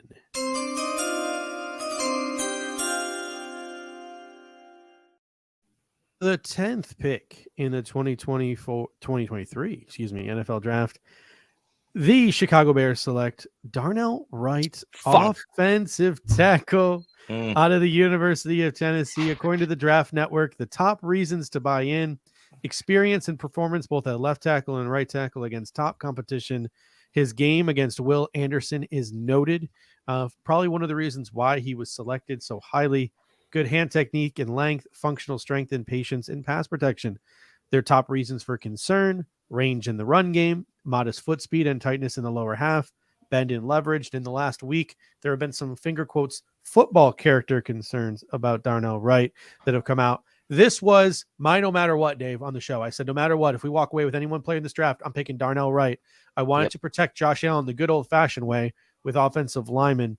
Dave, I'll start with you. This is the first real Buffalo Bills draft crush off the board. We really shouldn't be too surprised. How you feeling? I'm not too surprised that he got picked before the Bills picked. I am a little surprised at how high he got picked. I thought maybe the Bears would go with Skoronski. Obviously, Perry Johnson was off the board already. So if you're looking at it and you are a little bit concerned maybe about Skoronski's arm length, if you're the Bears, then this kind of makes sense to go with a guy like Darnell Wright. He's got the length and he's got the athleticism that could potentially pair well with a guy like Justin Fields. I think 10.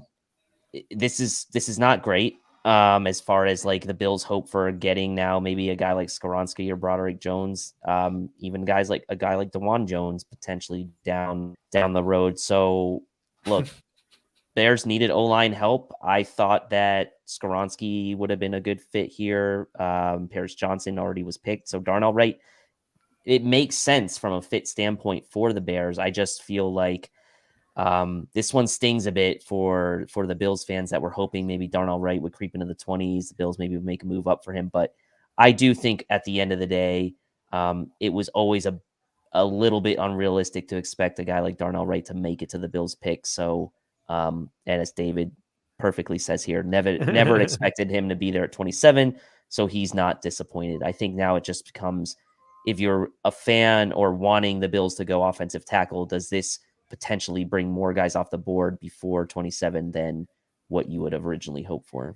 Now we know Ant is upset, and we're going to get to Ant in a second, ask for his thoughts, his feelings, and his analysis on the pick. But Mike, again, this is really one of the first Bill-centric prospects off the board. Your thoughts?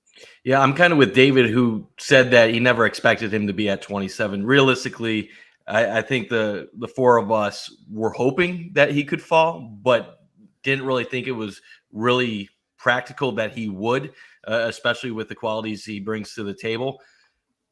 I entered this draft with 3 tackles I thought would be good for the Bills if they fell to 27. Now with Skoronski, the only one left, I really don't think there's going to be a person at 27 that will warrant taking a pick at right tackle. I understand there's a lot of people that want to replace Spencer Brown in the starting lineup. I don't think that's going to happen in this draft at this point, unless somehow Skoronski has a unforeseen fall in this draft. To me, this kind of signals that the Bills are going to have to go a different way at 27. Will it be D-line? Will it be one of the wide receivers falling to them at 27? Will they take a little bit of a reach at linebacker? I don't know, but it does kind of suck because Darnell Wright, I think, a month or two ago, it felt like it could happen. Mm-hmm. And as the process went on, he became one of those draft risers that teams fell in love with. And he is an interesting prospect because even though he is tremendous as a pass blocker, you guys noted, not the best run blocker, something that will definitely need to improve at the NFL level. Yeah, it's crazy. Like during the Senior Bowl week, as Darnell Wright was sort of blowing up, I said right on our show, on our Senior Bowl reaction show, I was like, Dave, that's a first round pick. I don't care. That's a first round. Well, people were calling him the 60th, 70th best prospect. I turned to Dave and I said, this guy's going to be a first round pick. And that was like a hot take at the time that like he could go late 20s to Buffalo. And now he has risen, as you mentioned, Mike, all the way into the top 10. And we know you're struggling right now. In the honor of the late, great, Jerry Springer, I'm just going to just process the emotions live in front of everyone right now. Let us know how you feel. Right now, so I have the comments closed, and all the comments coming through were just, they got me good. Like, see, I appreciate the love and support from the chat. Yeah, I echo the sentiments. Like as we got closer to draft night, I didn't think he was going to be there. Him and Skoronski falling to 27 were kind of like long shot wishes for me, but it started in Mobile at Senior Bowl week for my love with Darnell Wright, just what he did in the practices. I interviewed him after day one and spoke with him for like 5 or 6 minutes and just talking technique and strategy and how he prepares for this and how he watches tape. And his answers were just so professional and so forward thinking for a college prospect. And that's when I really started to get on the hype train. And then you watch the tape and you see he's an athletic grizzly bear with, how big he is operating at, 330 plus pounds. He's just a fluid athlete for that size and moves his hands with his feet. He has to, refine some of his technical aspects. He can get too far out in front of his feet at times, especially when it comes to the run blocking piece, and sometimes with pass pro. Similar when he uses jump sets, he'll get too far out in front of his feet, inconsistent with his hand placement. But once he latches, he wins. He's got arguably the best snatch and trap in the entire draft class, which shows that ability to work with technicality. He'll feign a punch and a stab just to get edge rushers to declare their hands, so that way he can chop them down or then jump them, once they've kind of declared and misread what he's trying to do. So the headspace that he lives in already as a tackle translates well to the league. And I think he presents a really high floor and then a ceiling that is extremely exciting. I didn't think he'd be the ninth pick, or I'm sorry, like the 10th pick. Like, I thought he would get more towards closer to the 20s. I thought like the 15 to 19 range is where he would go. But Till really needs a right tackle in the Chicago Bears. This makes a lot of sense. And it's crazy the rise that he had, because he didn't have a good year at left tackle in 2021. So he's almost like right tackle exclusive. And the fact that he went this high is a testament to the floor he presents and the ceiling that he presents as well. I expected it to a degree, but nonetheless, I am disappointed and crestfallen, and I appreciate everyone for respecting my sadness in this time. Tears are about to be shed again, at least for some of you, as the next pick comes in here. The Tennessee Titans, the pick is in.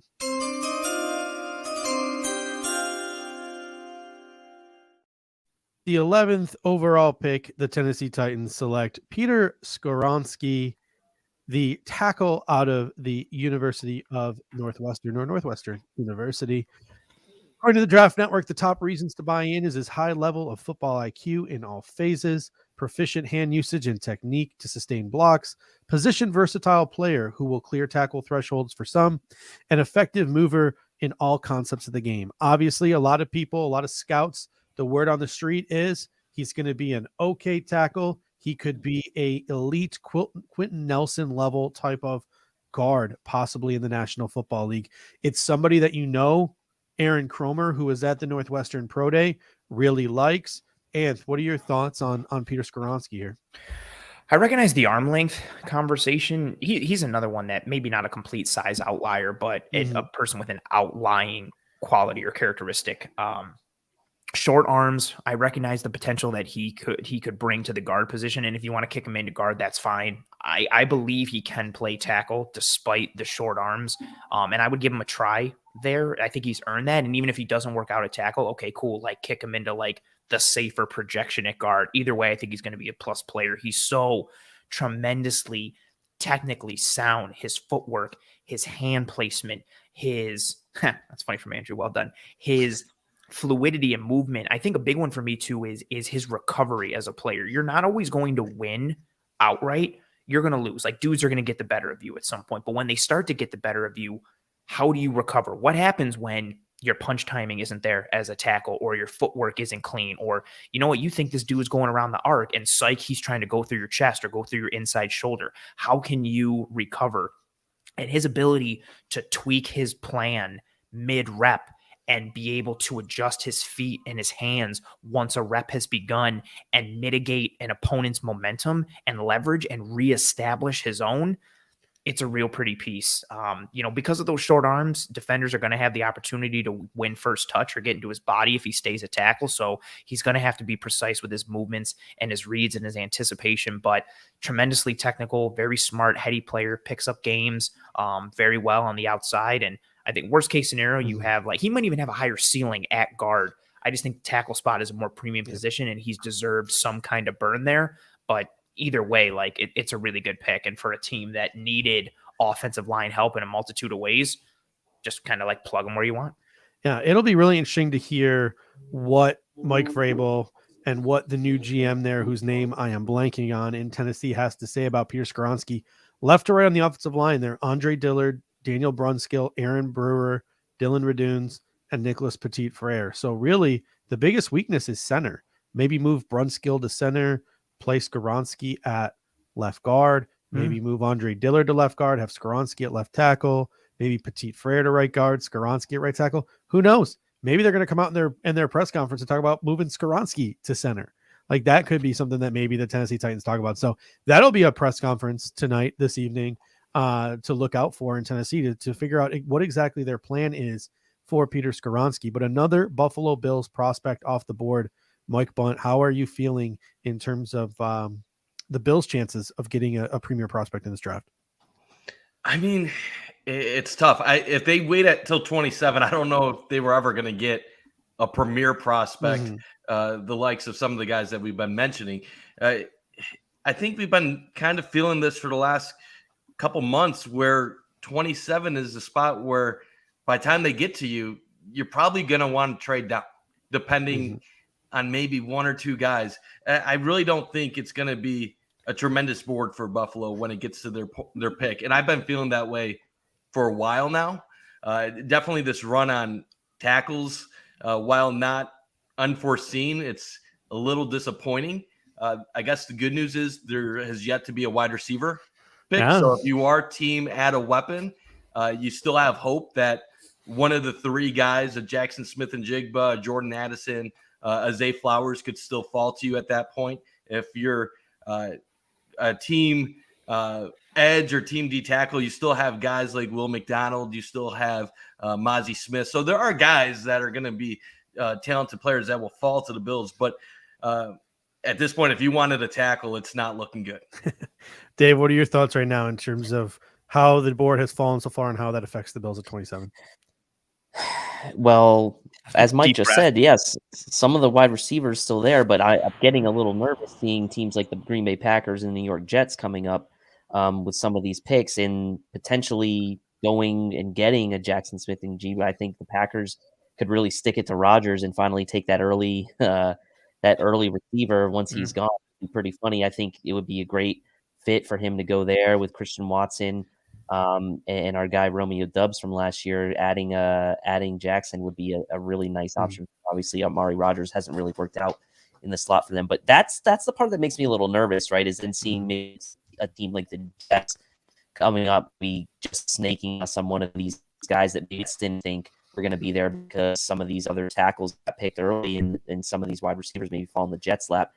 I'm with Mike, right? Like you kind of got to start thinking about like where is Whoa. Yeah, we're about to do the Bills And have to saw it. You just saw it, man. the pick is in, ladies and gentlemen.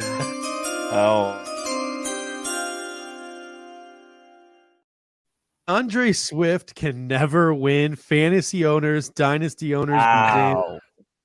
the 12th overall pick in the 2023 NFL Draft.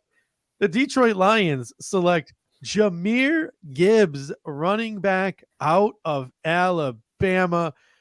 Anth looks speechless. Dave, I'm going to get back to you. What are your thoughts? Yeah.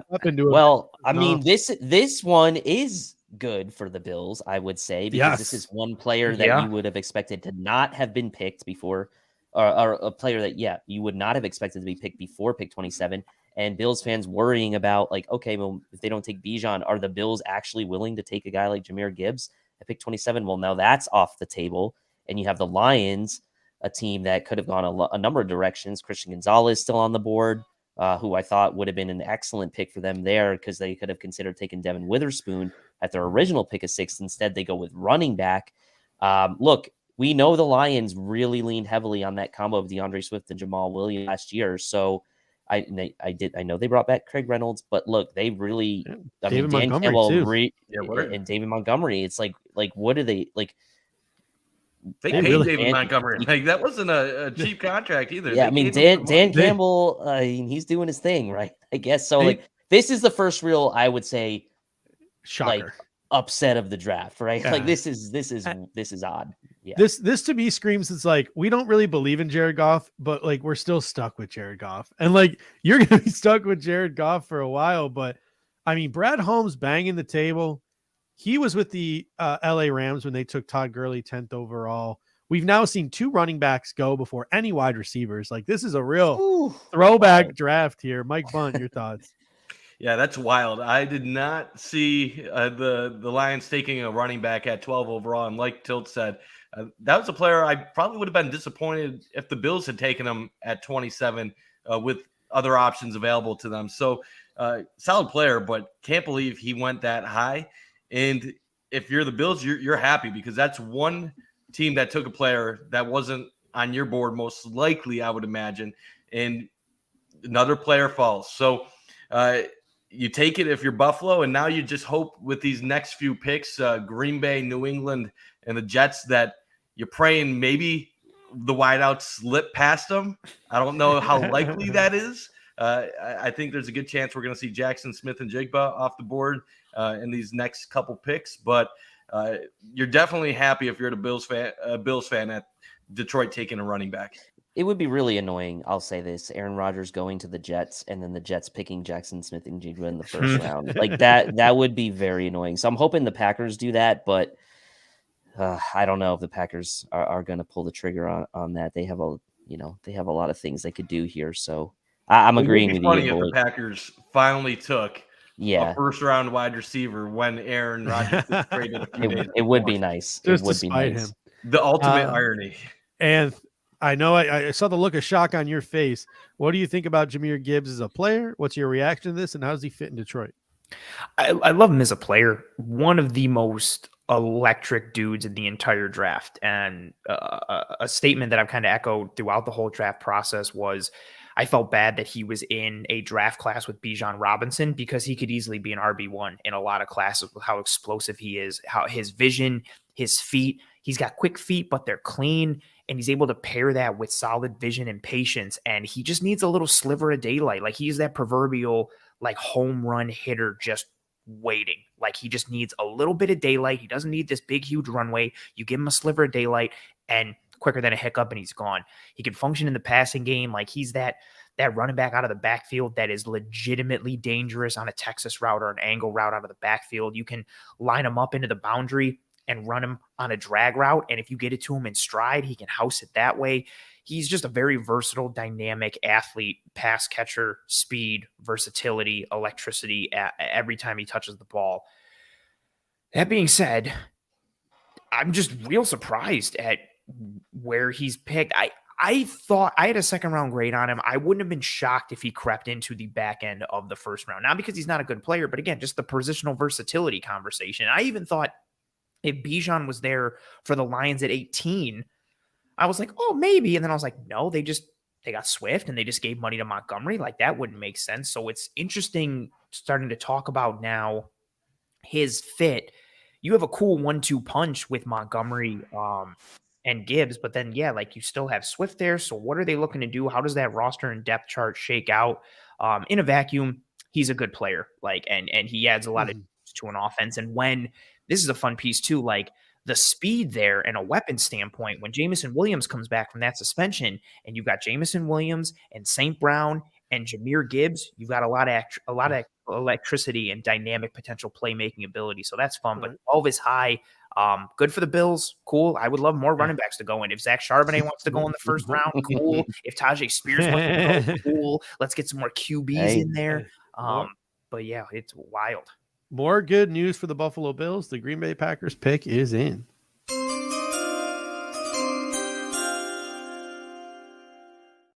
The 13th pick, acquired from the New York Jets in a pick swap, part of the Aaron Rodgers deal, the Green Bay Packers select defensive end Lucas Van Ness out of the University of Iowa, 6'5", 272 pounds, 34-inch arms. TDN notes the reasons to buy in: his functional strength, his flexibility and burst for his body type, and his motor and room for development. Their top reasons for concern: his block recognition, his expanding pass rush repertoire, and his inexperience. And we will start with you this time. What are your thoughts on Lucas Van Ness, the prospect, the fit in Green Bay, and passing on a wide receiver in the first round yet again? Yeah, Green Bay historically hasn't gone wide receiver in the first round too much and invested on that side, like as we've all been kind of, making the jokes about and as the memes kind of indicate. But they've pretty much been under the same kind of leadership with Gutekunst studying under Ted Thompson and how that regime is operated. So this is kind of par for the course for them, but still a little bit surprising considering you've got Jordan Love being a first-time starter. And I thought JSN would have fit in real nice with Dubs and Christian Watson. Like you have an ability to attack like all three levels of the defense in the pass game consistently. And then you got Aaron Jones out of the backfield. Like that's a really cool weapons cast. But They go with Van Ness, who is another dude that is, I think, a high ceiling, raw, untapped potential. Not a regular starter at Iowa because of how they run usually with, be playing more towards their seniors and where he was. But if you can coach him up and get him to work on pass rush plan and move transitions and overall pacing of how he comes off the edge, and you pair that with his length and his strength and the angularity that he operates with his body and how he can just get into the chest of offensive tackles and just drive through them to the quarterback. He's also got some alignment versatility. You can kick him inside. You can use him as a 5 or a wide alignment rusher, or you can kick him inside on pass rushing downs and use him more towards the 4-eye, 3-tech type. A lot of raw tools and traits to tap into. We'll see if they can, but he's another dude again on the rise from a trajectory standpoint. You just got to see. I think he'd be more of a rotational guy this year, but with a tremendously high upside. Yeah, looking at the draft moving forward here, Mike, we're going to get your thoughts on Green Bay once again passing on a wide receiver, and also when does this wide receiver run start? I know New England had a top 30 visit with Jordan Addison and Zay Flowers. Does it start with New England here? Well, it doesn't appear that it's going to start with New England. Oh, trade. Pittsburgh has the pick now, but Pittsburgh is now on the clock. Will we even see a wide receiver run in the first round? Is a real question. We all know that Jackson Smith and Jigba should go in the top 20, but I think there's legitimate questions about, does Zay Flowers and Jordan Addison, do they both have to be first round picks? I don't think it's a guarantee that either of them. I suspect at least one of them will be taken before the Bills, but I wouldn't be surprised if you saw Jordan Addison available at 27 when the Bills are picking. This class was not as strong as previous years. To me, that doesn't mean that there aren't first round worthy guys for the Bills. You just haven't seen those typical top 10 pick wideouts that from day one are going to be a stud in the NFL. Yeah. A lot of smaller bodies, but guys that I think could fit in well with what the Bills are looking to do.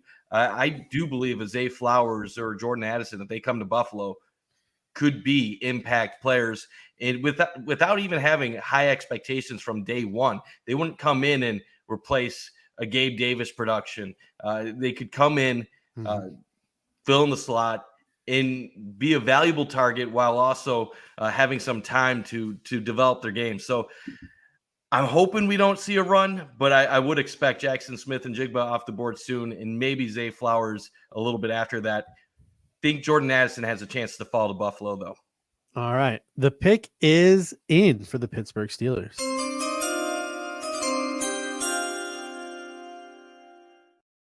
With the 14th pick in the 2023 NFL Draft, the Pittsburgh Steelers select Broderick Jones, offensive tackle out of the University of Georgia. They had Paris Johnson and they had Darnell Wright in for top 30 visits. They saw the run on tackles, and the Pittsburgh Steelers move up to secure a tackle for themselves with another one of their top 30 visits in Broderick Jones. Dave, what do you think about this run on offensive tackles that we're seeing here in the draft? Good or bad for the Bills? Well, I mean, I would say at this point, given the fact that with Wright and Stronzi getting picked back to back, there was probably not a chance that any of these guys were going to make it to the Bills at 27. Mm-hmm. So I would say that it's kind of, again, maybe irrelevant at this point that a guy like Broderick Jones gets picked here with Steelers trading up. I mean, they were sitting there at 17th, only moved up a couple spots. I just don't think that there's any chance with the way that Wright and Skoronski got picked at 10 and 11 respectively, that any of these top tier tackles were then going to make it into the, even the early 20s probably, or mid 20s. So I think for the Steelers, they felt like, hey, this is our chance to get like one of the last premier tackles left that we feel. And if you're the Bills, and like we were just saying before, like Broderick Jones is probably maybe the last option. It's probably never going to happen for them, right? Like DeJuan Jones now is maybe DeJuan Jones, Anton Harrison are kind of like the two names left, maybe at the tackle position that you could consider if you're the Bills, but I don't know how much that's going to move the needle for folks. Mm-hmm. And for the Steelers, I think a smart move for them, right? They've needed to they needed to bolster that offensive line for a couple years now. they've been slowly doing that, trying to put Kenny Pickett in a good position there. They've got the weapons in with Pickens and Deontay Johnson, and they've got Najee there. So, I mean, I think it was a good move by the Steelers. It looks like they've only given up they gave up a fourth round to pick. move up Yep. 3 spots. So not awful, I would say, for them if they really wanted that tackle. Anth, what are your thoughts on Broderick Jones, the player, and his fit in Pittsburgh?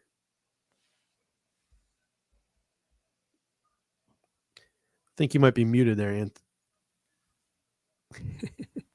Wow, I gotta leave the stream. Them's the rules.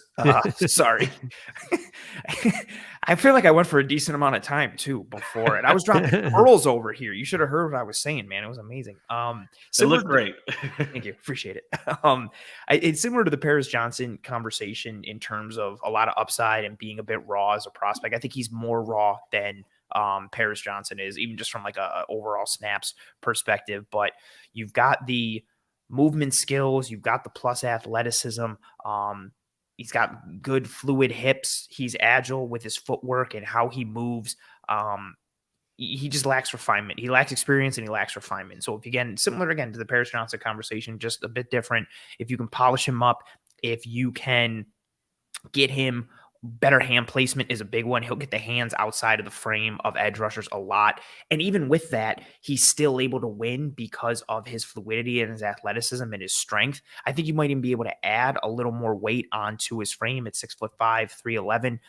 Get him a bit stronger, refine his hand technique, refine his sets and his drops, which I think also could come naturally just as he gets more time on task and more snaps in practice and reps against NFL competition. He's still, as I've said a lot of guys already, in the infancy of his career. He's just going to have to learn on the job in the NFL. And for a team that has needed some offensive line help, especially from an athleticism standpoint, right? Like they've traditionally, and especially these last several years, have been an offensive line that even when they're functional, they're not overly athletic. And so you add an athletic offensive lineman who could play either side for you, probably slots in at the left, protect Kenny Pickett. They added Allen Robinson this offseason, so that's a fun wide receiver group with him, Pickens, and Johnson.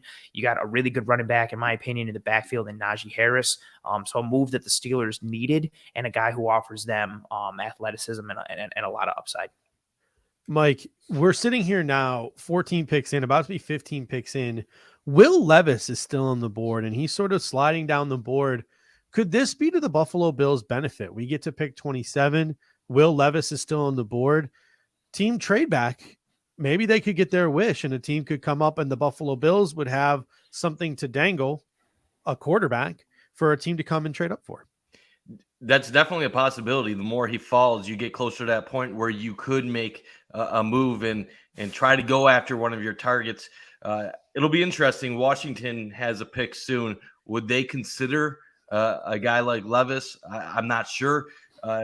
Normally, once you get to this point, it doesn't even need to be the most QB hungry team. It could just be a team that isn't content with who they have at quarterback at this point. So definitely something to consider.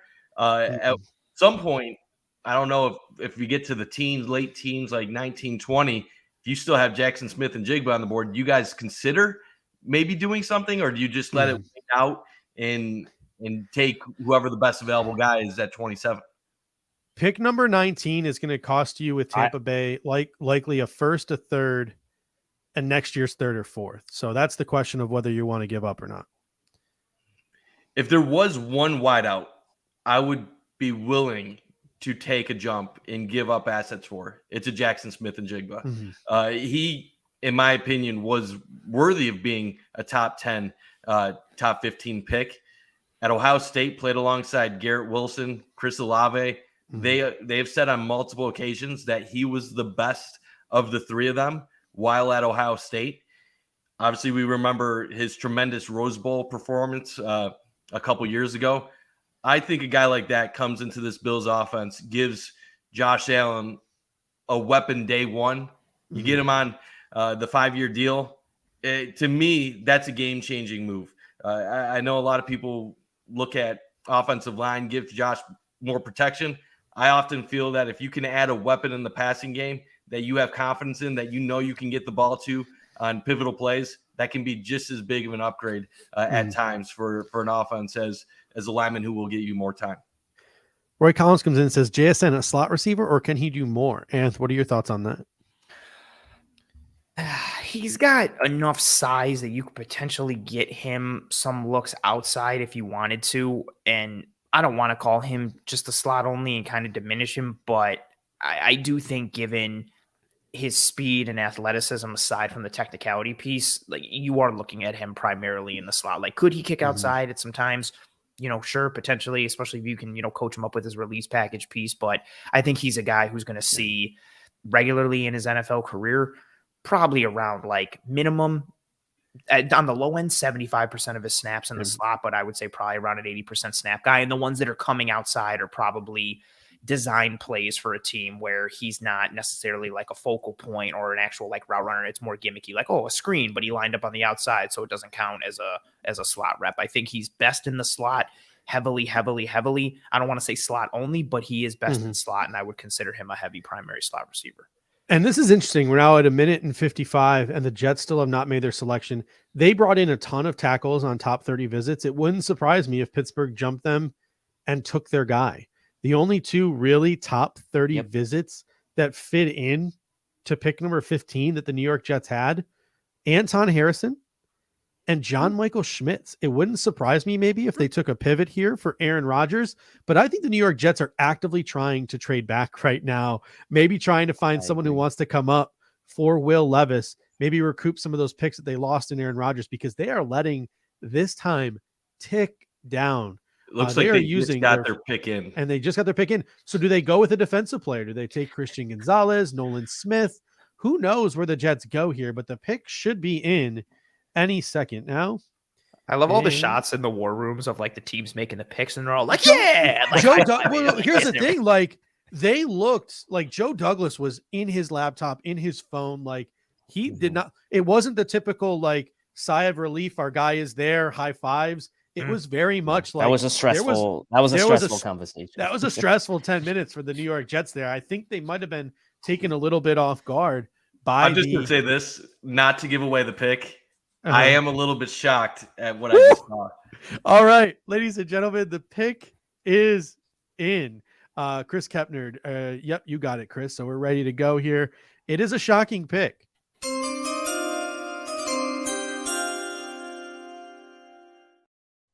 15th overall pick, the New York Jets add to their pass rush. Wow. Donald the fifth, the edge out of Iowa State. Here's a guy, as Chris Collinsworth would say, who many people at Iowa State said they were playing out of position. They were doing a disservice to him as a 5-tech. He showed up in Mobile. He was absolutely dominating everyone, including Darnell Wright. The biggest knock on Will McDonald, 100%, is going to be his age. I believe he's already 24. So he's a little bit of one of the older prospects in this draft. But they got Jeremiah Johnson. They've got Will McDonald. They've got Carl Lawson. Josh Allen got something to sweat about, huh? I like Will McDonald. I do too. I think this is rich for him and a bit early. The system at Iowa State definitely did not help. The defenses in the Big 12 are wild with what they do. But he was a guy who was, used in like, they play that 3-3-5 in Iowa State, and at his frame, so he's 6'3", about 240 pounds. He was lined up in a 4-eye a lot. And so he was having to work on the inside shoulder of tackles and have to run fit all the time. Like, you want him out in space. You want to take advantage of that athleticism and his ability on the outside. But as far as a player, with what he is, he's got good length. His arms 34 7/8 inches, which is tremendous for an edge rusher. He's got flexibility. He's explosive. The issue that I think is a bit concerning is, one, the age piece, because he's going to be 24 when the season starts. But that age combined with how long he was at Iowa State, like, he's a very seasoned and experienced pass rusher. But despite being that seasoned and experienced, I would like him to have more polish as a pass rusher. I would like him to be able to chain moves together and transition better and have a bit better of a pass rush plan and overall mentality when it comes to how he attacks. Now, again, some of it is going to be tied to the defense that he was in and not really getting the opportunity to consistently show that piece. But I think from an athleticism standpoint and a tool standpoint, he's extremely intriguing and very fun. But I do think there are some significant questions that exist about him to a degree. And I think this spot is a bit high for him. Although I do like the player and I do like the pick at this point. I think it's a little high, but I like him. Mike Bunt, I know your time is running out here. What are your thoughts on the New York Jets pick and what the Buffalo Bills have to look forward to as maybe the rest of this draft progresses? Yeah, first off, with the Jets pick, I think Will McDonald is a good player.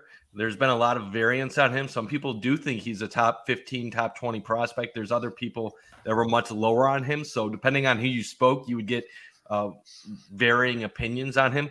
I have heard from people I trust that the Bills did like him as a prospect. I do think he would have been in play for the Bills at 27, depending on who was left on their board.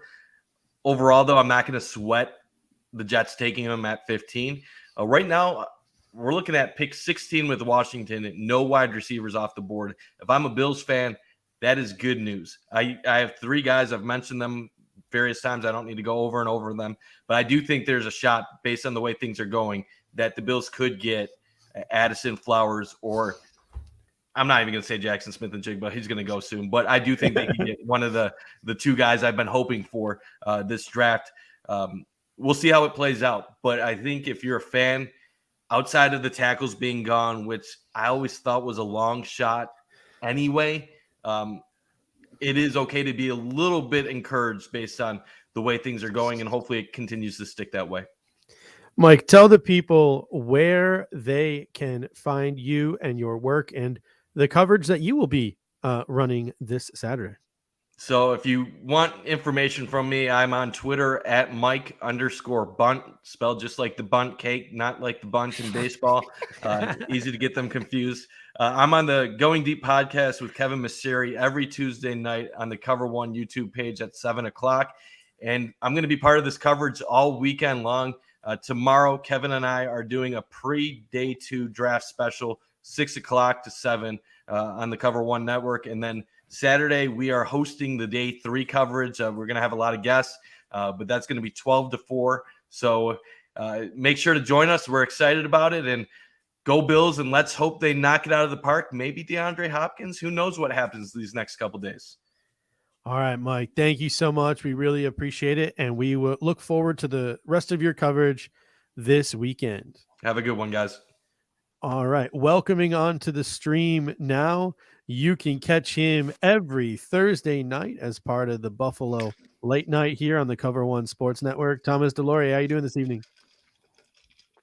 Doing good. Loving how this draft is turning out so far. I been just kind of sitting back and enjoying the experience, and we'll see how this plays out. But thus far, I think Bills fans, aside from the Darnell Wright and Peter Skoronski picks, should be pretty satisfied with how things have gone. And based on what we're seeing for this next pick for the Commanders, it's still looking very good. It's continue to look good for the Bills. And as Thomas just mentioned, the pick is in.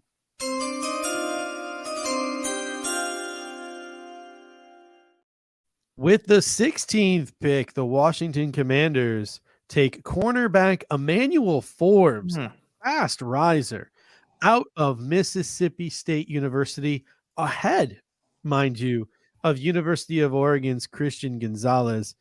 And I'm going to turn to you here and ask you what you think about Forbes' game and what did he do that made him such a fast riser? I know I didn't do a lot of work on the corners this year, but I know the thing I heard about Forbes, ball hawk. Absolutely. I think he had 6 defensive touchdowns last year, and there's some stat that if you go back to like his last like 3 or 4 full seasons, like going back to high school, like just unreal ball production in terms of like interceptions and pick sixes and house calls. It's just the frame, like, and overall size. Like he's a bit over 6 feet, but he's 166 pounds. Like he is skinny. Like he's almost like Tank Dell playing corner, and that's very skinny and very frail. I don't want to make it seem like he's fragile, but that's frail for a corner. But you watch him play, Dude plays like he's 6'2", 210 pounds. There is no fear. He's aggressive as hell. He attacks. The ball skills and the production is a result of how aggressive he is. But you see that against the run. Like, he has no fear taking on receivers, taking on blockers, coming up and making a tackle against any running back, tight end, receiver. It does not matter. He's got quick feet. He's got good feet. He's a good processor. He plays with a lot of confidence. He's got length. The ball production is absolutely tremendous. He's got good balance. I think he's good in terms of leveraging space and spatial awareness in both off man and zone coverages. And then it's hard to always tell like a player's instincts, but with the ball production and how he jumps and reads, the route distribution and reads his wide receivers, it feels like he's got good instincts in terms of how he reads the route distribution. So he's a really good player. He's another dude who is a guy in that outlier bucket in terms of like, man, this guy's tape is really good and he's a good player, but he's got some aspect to his game that makes him a traditional outlier. And again, it comes down to that frame and him being like wiry and skinny, but you see the production, you see the tape, you see the aggressiveness, and you see some of the traits. It's understandable to see what you like. Christian Gonzalez was my corner one, and I thought he was tremendous. Like, I would have had an interesting conversation placing him with last year's corner class, which I thought was good. So I'm a little befuddled as to why he continues to fall. But Forbes is really intriguing, especially for a team that is trying to build with more tenacity and more of an attack mind in Washington, despite the frame he fits that. Mm-hmm. I will say this too, right? The fact that a corner gets picked that wasn't Christian Gonzalez, right, or Deontay Banks before the Bills pick is a good thing for the Bills right now, right? Yes. Last year, Emmanuel Forbes could have been a player that we would have maybe had this same discussion about when we took Kaiir Elam. The Bills could have taken a guy like Emmanuel Forbes with their pick, and we would have been having a discussion like we just had with Ant, right? The corners coming off the board. Now, with this corner coming off the board before Christian Gonzalez, before Deontay Banks, it's one more player that potentially could fall to the Bills at pick 27. So that's a position I know that a lot of us were pretty vocal about in the Cover One group chat. I know Ryan Sullivan's been quite vocal about it as well. Like, anything really but corner is kind of in play for the Bills. So a corner getting picked, we'll take it right now. Obviously, Claude says here, and Pete, like, Christian Gonzalez potentially going to the Patriots, like, don't love those prospects, but we'll just have to see kind of how it plays out here. Thomas, what do you think so far? I mean, the Patriots are now on the clock. Not a single receiver has been taken. Does that end here with New England at pick 17? I can't imagine. I mean, it doesn't really seem like, a slot receiver would be perfect for them if they had a quarterback, but their quarterback issues alone are what they are. It would make sense with Bill O'Brien being the offensive coordinator to kind of reestablish himself and kind of reinvent that offense at this point. But it would also make a lot of sense for them to dip back into the defensive pool. I mean, Belichick loves going that route. The one name that I think is interesting, and I saw somebody mention this, I can't remember who it was, but don't be surprised if a Matthew Bergeron falls his way into the first round. The Patriots did take Cole Strange last year in the first round. Matthew Bergeron was a guy that people said could potentially kind of get in the back end. I don't know if they'd take him this early, but it is Bill Belichick. So I think the draft so far, like I said, has gone really, really well. And what Mike Bunt said, at what point do we start? And I'm sure Brandon Beane is monitoring this very, very closely. At what point do we start making those phone calls? Because at this point, I said, when you get to like around 18, that's when I would start really talking about the potential of trading up if JSN was there. Yeah, I mean, I've been talking about 19 as the spot to trade up, right? The Tampa Bay Buccaneers, who really knows what they're doing? Are they resetting? Are they going to try to sort of bide their time? What are they doing with Baker Mayfield? They could easily be a landing spot for Will Levis. But if you're looking to trade up to 19, if you look at the trade value chart is a first-round pick 91, and then, depending on how good of negotiators they are at Tampa Bay, a third or a fourth round pick next year.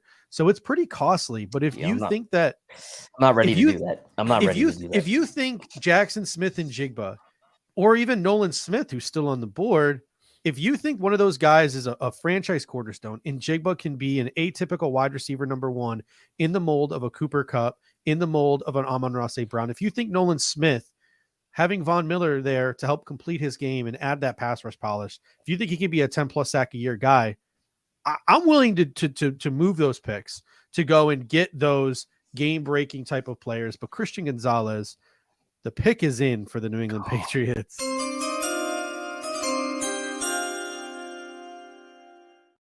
Christian Gonzalez, cornerback, University of Oregon. The New England Patriots trade back, pick up a 4th rounder, and get who many consider the best cornerback in this draft class. Anth, I see you look distraught. What are your thoughts here? Yeah, this sucks for the Bills. For the Patriots, this is fantastic. Like, especially for you talk a lot about, and I don't mean you personally, Judge. I just mean you in the general sense of people. Like, you often talk about players, especially from like a college standpoint, like in a vacuum in terms of who they are, like individually. When there's evaluation, it's like, oh, this is the player's strengths and this is the player's weaknesses, and this is what I think this player will be. And I think a lot of times we lose sight of the fit aspect for a player. It's like, well, this guy might only be good at 2 things and he's bad at 6, but if he goes to this team where his 2 strengths fit fantastically, he can really excel. Christian Gonzalez is good at a lot of things. One of the things that he's really good at is man coverage. He's tremendously sticky in man coverage, and the Patriots love to play man coverage. He is so sticky in man. He's fluid. He's fast. 6'1", 197 pounds. I think he could add a little more onto that frame and get a little bigger, maybe 4, 5, 6 pounds. Runs a 4.3, 840, 32-inch arm length. He's a long-limbed guy. He's a bit narrow in his frame. I do think he can get bigger, but tremendous athlete, which ties into his genetics. Like, I think like his mom and his sister are involved in track and are really good athletes. He's got high-end traits. And he had some fun tape at Colorado. Like, even if you go back and watch him battle against Drake London's last year, and then you watch him go to Oregon, tremendous athlete, tremendous man coverage. I do think he needs to work in terms of his discipline and off coverage and overall just how he functions in zone. And I don't think he's a bad zone corner. It's just that he wasn't asked to do it a ton. He was my corner 1. I thought he was a really good corner, a really great prospect. I would have been cool if the Lions took him with their 6th pick. Like, I thought that's how high he could go, and I would have been comfortable with. And then you add his skill set to the fit in New England. Like, this is one of my favorite picks in the entire first round from a talent perspective, but also from a skill set and fit perspective. Like, absolutely brilliant for New England. And that leaves Detroit up on the clock now. And sorry, Dave, you want to butt in here? I was just gonna say it's gonna be super annoying because everyone's gonna suck off New England for this pick, and we're gonna have to do that. So that's also gonna just make things. Well, Belichick does it again, or like, how many memes are we gonna see of like the dog at the computer, and it's gonna be like, great pick by this guy, like, but people are using it to like applaud New England, like, it's fair, like, that's a great pick, which good for football, good for the Patriots. Yep. Sucks for the Bills. I think once this pick is over, the Buffalo Bills are officially in trade up territory where a trade up is within reach, but we got to get through this pick here. And there's still 4.5 minutes on the clock here for Detroit. Listen, like, could they go the quarterback route and get the successor, the heir apparent to to Jared Goff? Doesn't look like it based on the fact that Will Levis is crying and his mom's hugging him right now. Looking at some of the pre-draft visits from Detroit, could this be Darnell Washington, the first tight end off the board? He was a top 30 visit to Detroit. Could this be an offensive guard, Osiris Torrence? Drew Sanders was a top 30 visit. Could we get a linebacker / edge rusher going here? Brian Branch? Or could they go away from the top 30 visits? Nolan Smith is still on the board and hasn't been taken yet too. So a ton of options. They also go wide here. Receiver. Could they with Jamison Williams getting a suspension? So, Thomas, what do you think about Detroit and what they could possibly do here? The fact that time is ticking away, maybe they're trying to trade again. I mean, Detroit has a pretty prolific offense. You saw them add Jahmyr Gibbs, Amon-Ra St. Brown, which is like my personal NFL crush. I said I would do next to anything to get him on the Buffalo Bills. I think they've got a couple holes. Obviously they need a secondary Akuda was not what they anticipated he would turn out to be. So, I mean, they could go on the secondary here. It's hard to really say. I think the Levis move makes a lot of sense just from the fact that having somebody behind Goff would be the perfect setup.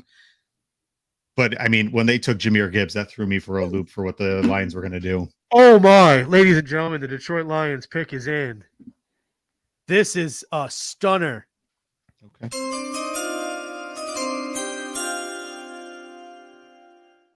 The 18th pick in the NFL draft, the Detroit Lions select Jack Campbell, linebacker, University of Iowa. One of the cleaner prospects in this draft, but a non-premium position, a middle linebacker. Dave, we'll start with you. What are your thoughts here, man? Like, whew. This is a gut punch to some Bills fans. This is a shock. Punch. Yeah. That's crazy. Holy hell. Oh, Tilt, you're muted. Welcome to the club, buddy. Happens to the best of us. I was like, he's at a loss for words. He's stunned. I think there was like a little bit of lag to me for. I'll say this, Dan Campbell, man, unpredictable Dan Campbell going with Jahmyr Gibbs and Jack Campbell here. Look, he got two good players. I'm not gonna lie. Like, did need Jack Campbell? Like, what's gonna happen with Rodrigo? And they re-signed. Didn't they re-sign Anzalone? This was too? a guy They did, that. yeah. Yep. As Bills fan, like all of us included, we're pretty high on Campbell as a prospect, and him being, whether or not we thought the value was appropriate there at 20, that's another question. But now it doesn't matter. He goes 27 to the Detroit Lions, so now that's a linebacker off the board at a clearly still what many feel a pretty glaring position of need for the Bills. So it just makes things a little bit more interesting. A player that didn't think was going to get picked before pick 27 now opens up maybe some other possibilities for the Bills if they still want to. Trenton Simpson become in play for the Bills at pick 27. That seems early, but we've seen things start to get a little weird in this draft right now. Things are getting after 10 o'clock and on the East Coast, and it's getting weird now. So I don't know. Thomas, how are you feeling? For some Bills fans, like I said, this is a gut punch. Is it a gut punch for you, or are you okay with this? I mean, I literally, what did I say right before that pick was announced, that they could go anywhere, because the Jahmyr Gibbs pick threw me for a complete loop. I mean, it's disappointing. I mean, we all talked about Jack Campbell and excess for the last how many weeks. Again, though, my heart and my crush has been JSN. I think he's a guy, and I know Ant said that he doesn't think he necessarily could play on the outside. Same size as Diggs. I know there's things that are, he needs to work on, but I think he could potentially do a little bit inside outside. They were going to have him in his senior year, if he had played his whole season, do a little bit more on the outside. But the fact that we're at pick 19 and he still hasn't been taken, and there's a lot of talent. Zay Flowers has not been taken. Addison has not been taken. Nolan Smith. There's a lot of guys. So, like, if people want to take players out of position and drive talent down, cool. I'm good with it. And question for you here. I mean, I think Mark at this Lucas point, says the teams. Oh, sorry, Dave. You can go. No, it's okay. I think there's a lag on my side for some reason. I'm gonna try to come back in. There was the lag. The way you yeah. came back with it. No, that's okay. It's just like the timing was ridiculous. Mark Bloomquist comes in and says, "Is my TV behind? They're announcing now." No, we're using social media to get the picks a little bit ahead of time. ESPN's been doing things like cutting to commercial, doing a couple of other things. So we're a little bit ahead of the TV, and we're making the picks a little bit ahead of the TV. We let the viewers know, and if that's something that bothers you and you want to step out, you're more than welcome to. But I think most of the people who are watching this and maybe have ESPN on in the background. So picking guys a couple of minutes ahead, not too big of a deal. And RC3 comes in and says we should try to trade up now for JSN, the Tampa pick. Like I said, first, third or fourth round next year. That's what it will get you into this range if Tampa Bay is willing to trade. And Jack Campbell, you mentioned Anzalone is there. You mentioned they got Malcolm Rodriguez. If you're a Lions fan right now, how are you feeling? You finger quotes reach for a running back at 12, and you finger quotes reach for a middle linebacker at 18. You have all of this draft capital. You're so excited going into the draft, and you walk away with two players at non-premium positions who most pundits feel were overdrafted. Yeah, I don't dislike the players. Mm-hmm. I like Jahmyr Gibbs more than I like Jack Campbell, but Campbell's a good linebacker. For me, he was my linebacker one in this class.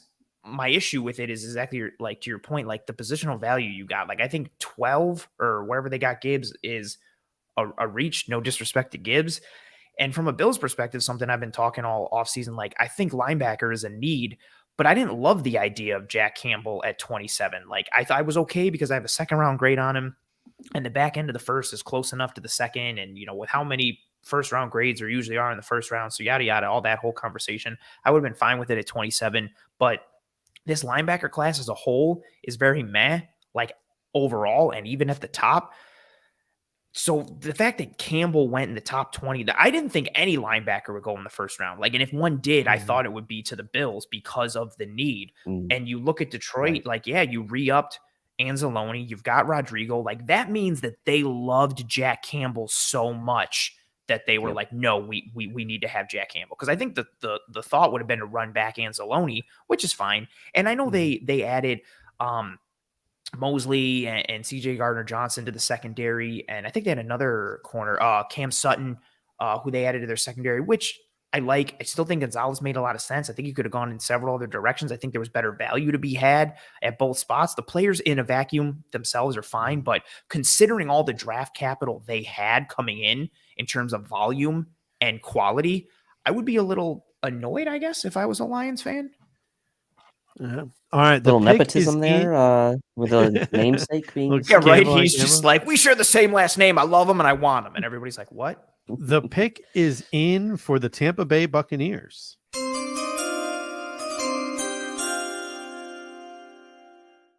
The 19th pick, the Tampa Bay Buccaneers add to their defensive line. Todd Bowles gets another versatile defender to play with in Kalijah Kancey, the interior defensive lineman out of the University of Pittsburgh. This is a guy who is known for his pass rush. He is a guy who a lot of people love as sort of a very versatile type of three tech.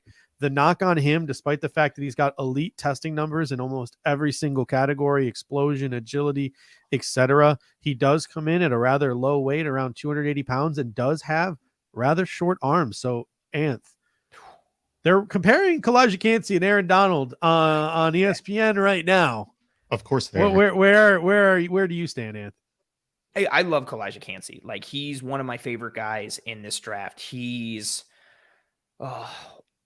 arguably my favorite tape study from this entire offseason. Just the hand quickness and what he's able to do in terms of get off and defeating blocks. Like, his hands are tremendous. He's got good hand placement, good hand quickness. He's able to swipe, chop. He can get wrist control. He plays with leverage, and that allows him to use power, even though he's not the strongest guy.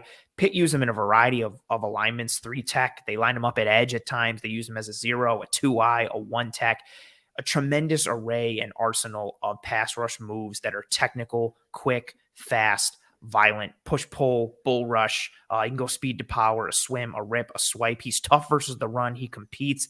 High motor. He's effective on stunts as a spiker.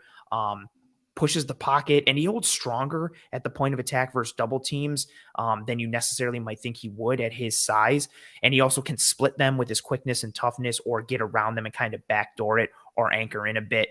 But all that being said, dude is barely over 6 feet. He's 281 pounds, ridiculously short arms at 30 and 5/8. That's where the comparison to Aaron Donald kind of falters for me. Aaron Donald's on the smaller side, but he's one of the best defensive players in NFL history in terms of what he can do. And he's also got longer arms, and that's a big deal for defensive linemen. So Donald's smaller, but his arm length doesn't present deficiencies or hurdles or vulnerabilities. Like, Kancey is legitimately short and kind of like a stubby, like, rock that has like short arms attached to it. And then you combine that with the height and the weight.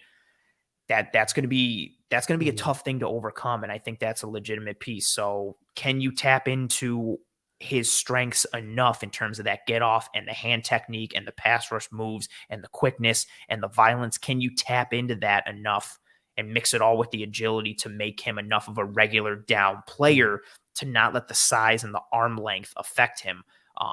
He's another dude. Drop him in the outlier bucket, and he made for a really interesting conversation because the tape is tremendous, the technique is tremendous, and I wish I could remember someone like his size and frame is such an outlier that like there's like I think Dane Brugler said that I think he like from a wingspan perspective, I think he's got like a 73 or 74 inch wingspan. There's no defensive tackle that's been drafted with less than like a 74 inch wingspan or less, I think in the last like 10 or 12 years or something like that. Like he's an outlier for the position, but the tape is great. So we'll see what happens.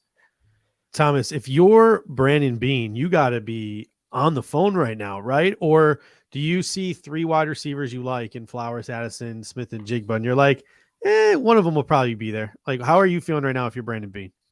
Well, I was actually going to mention Mike Giardi, who I respect quite a bit, tweeted out, turn my attention to the Bills. See a lot of nice possibilities for Brandon Beane, potential to pluck one of the wide receivers, either because they keep sliding or they decide to go up and get one. But there are also some nice defensive tackles on the board, and that's an area of need long-term. And then he commented on that saying, strike one of the DTs, can't see, goes to the Bucks. Man, if you're this close and it's not going to cost you a ton, you have a third. I'd be trying to see if they would take the third next year, considering we have a comp pick next year, seeing if they'd be willing to go that route. But at the very minimum right now, you're just looking at a third and maybe a sweetener, like a sixth. Yeah. You've got Stephon Diggs, who's going to be 30 in November. I feel like you got to start looking to the future. And if you can get the best receiver in the draft, I don't know. I'm also the type of guy that I strike while the iron's hot. And you've got a bunch of guys like the Chargers. You've already seen the Ravens are willing to get talent. The Vikings could potentially get somebody. The Giants need receivers. Cowboys are crazy. There's a lot of people in front of you that I think could potentially take a JSN or a Zay Flowers or an Addison in front of you. Going up and getting it if you need to and especially Brandon Beane. He's antsy. He said it. So. Dave, what are your thoughts? A ton of teams that could use a wide receiver still ahead of the Buffalo Bills, who are 7 picks away. You're Brandon Beane. What are you doing right now? I'm trying to stay as patient as possible because there's 3 guys that I would be honing in on. All 3 guys were top 30 visits. Smith and Jigba, Flowers, and Addison were all top 30 visits.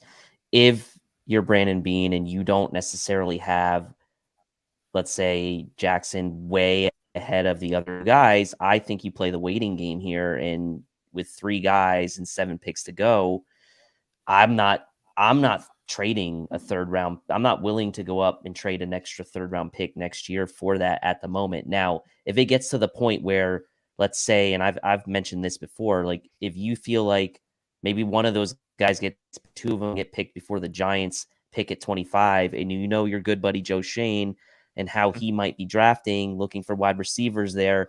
I don't think Brandon Beane wants to be, quote, had or made look bad by Joe Shane picking a guy that he would want 2 picks before him. So I think for the Bills, I trade up to pick 23 or pick 24 with either the Jaguars or the Vikings, if either one of them would be willing to come down.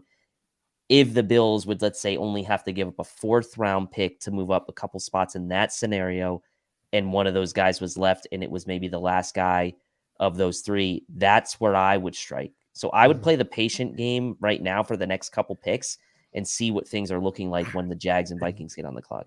Seattle is taking their time. There is 45 seconds on the clock. This screams to me that they're trying to get a trade done, whether it's with the Bills, whether it's with the Chiefs. Who knows who could maybe trying to be moving up to take either Nolan Smith or one of these wide receivers.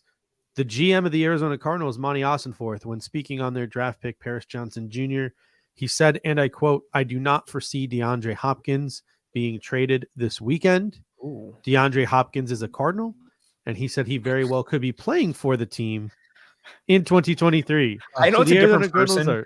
I know it's a different person, but I trust nothing after Cliff Kingsbury was like, Josh Rosen is our guy. And then like 2 months later, pick Tyler. The pick is in for the Seattle Seahawks, by the way. It looks like maybe they tried to find a deal and they couldn't. And the pick is in. And ladies and gentlemen, it is a sad one, a somber one for the Buffalo Bills.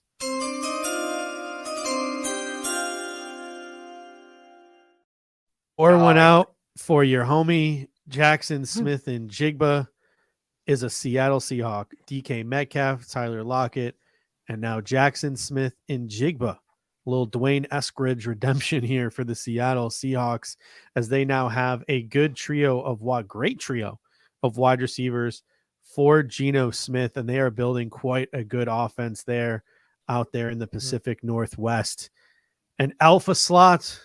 A lot of people said he could be an atypical wide receiver number one, much in the mold of a Cooper Kupp and an Amon-Ra St. Brown. Dave, how are we feeling with Smith and Jigba now off the board? It is now no longer a possibility he can be a Buffalo Bill. Look, I mean, Seahawks had Tyler Lockett and DK Metcalf, so to me, this feels a bit of a, hey, he's there, we're going to take him type of pick. Like, I don't know that the Seahawks ever really envisioned that Jackson Smith and Jigba would have been in their plans in tonight's draft, given where they were drafting. But when a guy like that falls in your lap and you're trying to squeeze the last bit of, Geno Smith's sort of like twilight of his career out, and you just gave him all that money to come back to be your quarterback, like, kudos to Pete Carroll, right? Like, that was a team last year that really wasn't expected to do much. They competed. They were, a playoff team, and they're really looking strong now. Like, with that trio, obviously they've got Kenneth Walker, who had a really good rookie season last year, and obviously they also added Devon Witherspoon earlier to kind of pair with Tariq Woolen. So I think Seattle, man, is like, they're crushing in this draft, and I think they had a really good draft last year too. So I feel like that's a really well-run football team with John Schneider there and Pete Carroll, and really just a solid pick for Seattle and a good draft for them so far. I'm looking at the draft board right now, and we all want to talk about wide receivers here. The LA Chargers are on the clock. They very well could go wide receiver here. I'm calling my shot. I feel like Deonte Banks is somebody that Brandon Staley's going to love, and he's really going to pound the table for. I know Joey Porter Jr. is still on the board as well. But looking at the talent, we've been talking about receivers. Looking at the talent on defense, a player that I hope gets picked before the Bills, just because I don't even want it to be an option for the Buffalo Bills, Miles Murphy out of Clemson is still on the board. He's a consensus top 15 pick, according to Arif Hassan, who sort of aggregated all the various different draft websites. Joey Porter Jr., another one of those consensus top 15 picks, according to Arif Hassan's aggregation. And then you have players like Brian Branch, Deonte Banks, who was a top 25 visit with the Buffalo Bills, Brian Brzee, Nolan Smith, Mozzie Smith, Keon White, even a guy like Cam Smith, could maybe possibly sneak into the first round. There's some talent on the defensive side of the ball. Thomas, what do you think about the Buffalo Bills possibly making a pick on defense that isn't linebacker? I'm not doesn't like it. Yeah, I'm not super excited about the idea of just the sunk cost analysis of just continually dropping, as much assets you can into the defensive line. I get it. I like Nolan Smith, right? Like, somebody asked, why is Nolan Smith falling? Nolan Smith's falling because, like, he is tradesy and really crazy and athletic and tested unbelievably, but had zero production in college. Like, just very minimal when it came to, like, showing off. I don't know. Like, for me personally, I feel like if you're in this draft, I feel like our defense did well enough last year that I'm all offense. I just keep pounding the offense until you're blue in the face. Anth, what do you think here? Yeah, I think there's a lot of options here for the Bills. I don't, if you talk about Miles Murphy, I don't love Miles Murphy. I do think he's an archetype fit for what the Bills want as an edge rusher. I like Nolan Smith. I don't think Nolan Smith's a scheme fit for the Buffalo Bills. Like, he's fluid, he's bendy. The Bills don't like that in their edge rushers. And at his size and with his skill set, I don't necessarily know if his best spot is an every down edge rusher, like using him as kind of like similar to what Georgia used him as, that jack linebacker, where sometimes he's dropping off into coverage in the hook curls or the flats. Sometimes he's rushing. He's a tremendous, run defender off the edge with his explosiveness. He's a velociraptor already. Like, I would love to add his athleticism and toughness and physicality to any defense, but I don't think he's a scheme fit or an archetype fit for the Bills.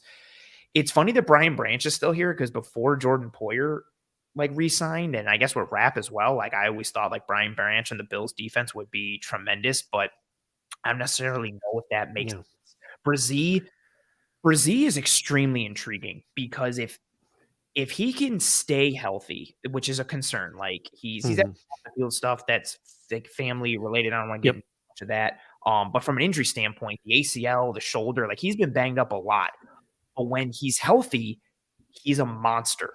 And I think that's extremely intriguing. I also really love Mozzie Smith. And if you're not getting Jack Campbell, are you going to try and get Drew Sanders? Are you going to try and get Trenton Simpson? Are you rolling with Terrell Bernard or whoever else? Either way you slice it, you're rolling with linebackers who are on the smaller side and whose strength is not stacking and shedding. Do you protect them more with, legitimate size and strength and power on the interior?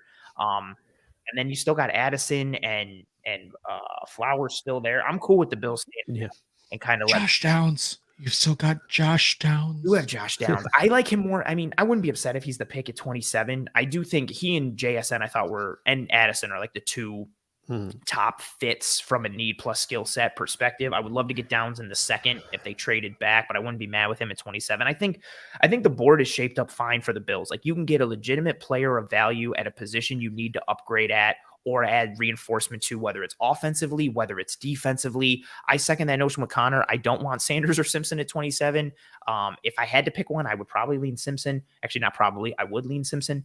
But I think the board is shaped up fine. You just kind of let it come to you and play it. The other one, to be honest with you, I think is interesting. And I know somebody, and Steve, I just want to say this real quick. Levis is still on the board, and we're getting close to our pick, man. Exactly. That plays so well into the trade out too. Absolutely. Get some team that needs a quarterback and drop back to 34, 35, 36, whatever the hell. All right, ladies and gentlemen, the pick is in for the LA Chargers. And for some people, this might be bad news, but for people like me, this is some good news here. Great punter.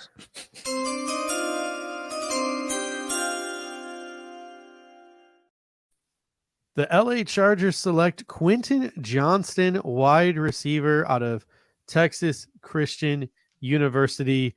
The bigger sort of boundary type of receiver. He's known for his yards after the catch ability. He's known for that explosion and yak for his size. Big men really shouldn't be able to move the way he does. While he does, he does track the ball well. Track the bell wall. Track the ball well down. You could tell I'm staring at 47 different screens and have 3 lights shining in my face. Despite the fact that he tracks the ball well, he's not exactly a go up and get it type of player. Quentin Johnston was a guy that I was not very high on the Buffalo Bills selecting because I wanted more of a slot type of player, and I didn't think he had that kind of versatility. To me, I just feel like the LA Chargers added another like Mike Williams type of player, at least in body composition. Anth, what are your thoughts here?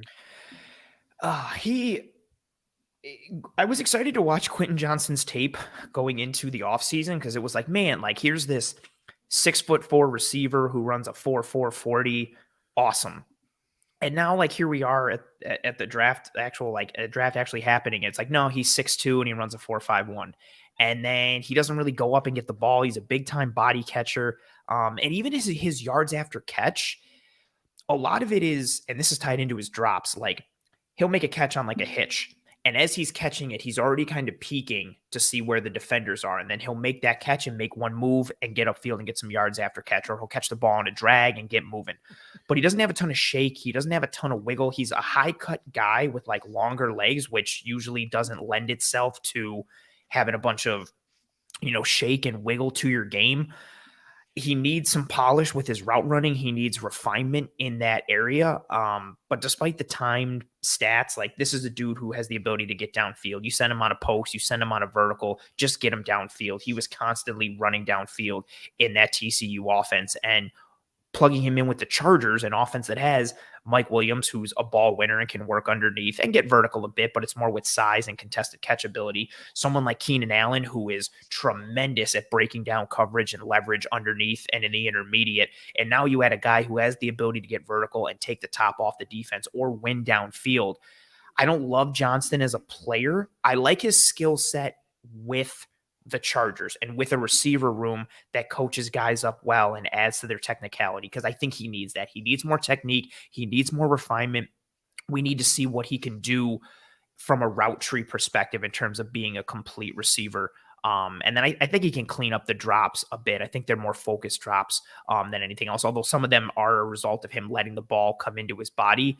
But, you know, I did not want him for the Bills. I didn't love him as a player, but I think the fit with the Chargers could work out well for him in terms of developing him into what he needs to be and leaning into his strengths early on, considering he's going to be wide receiver 3. And he might even be option 4 behind Allen, Mike Williams, and Austin Eckler. So, like, cool. Just lean into his strengths and traits in year 1, develop him, and then see what you get going forward. Yeah, Dave.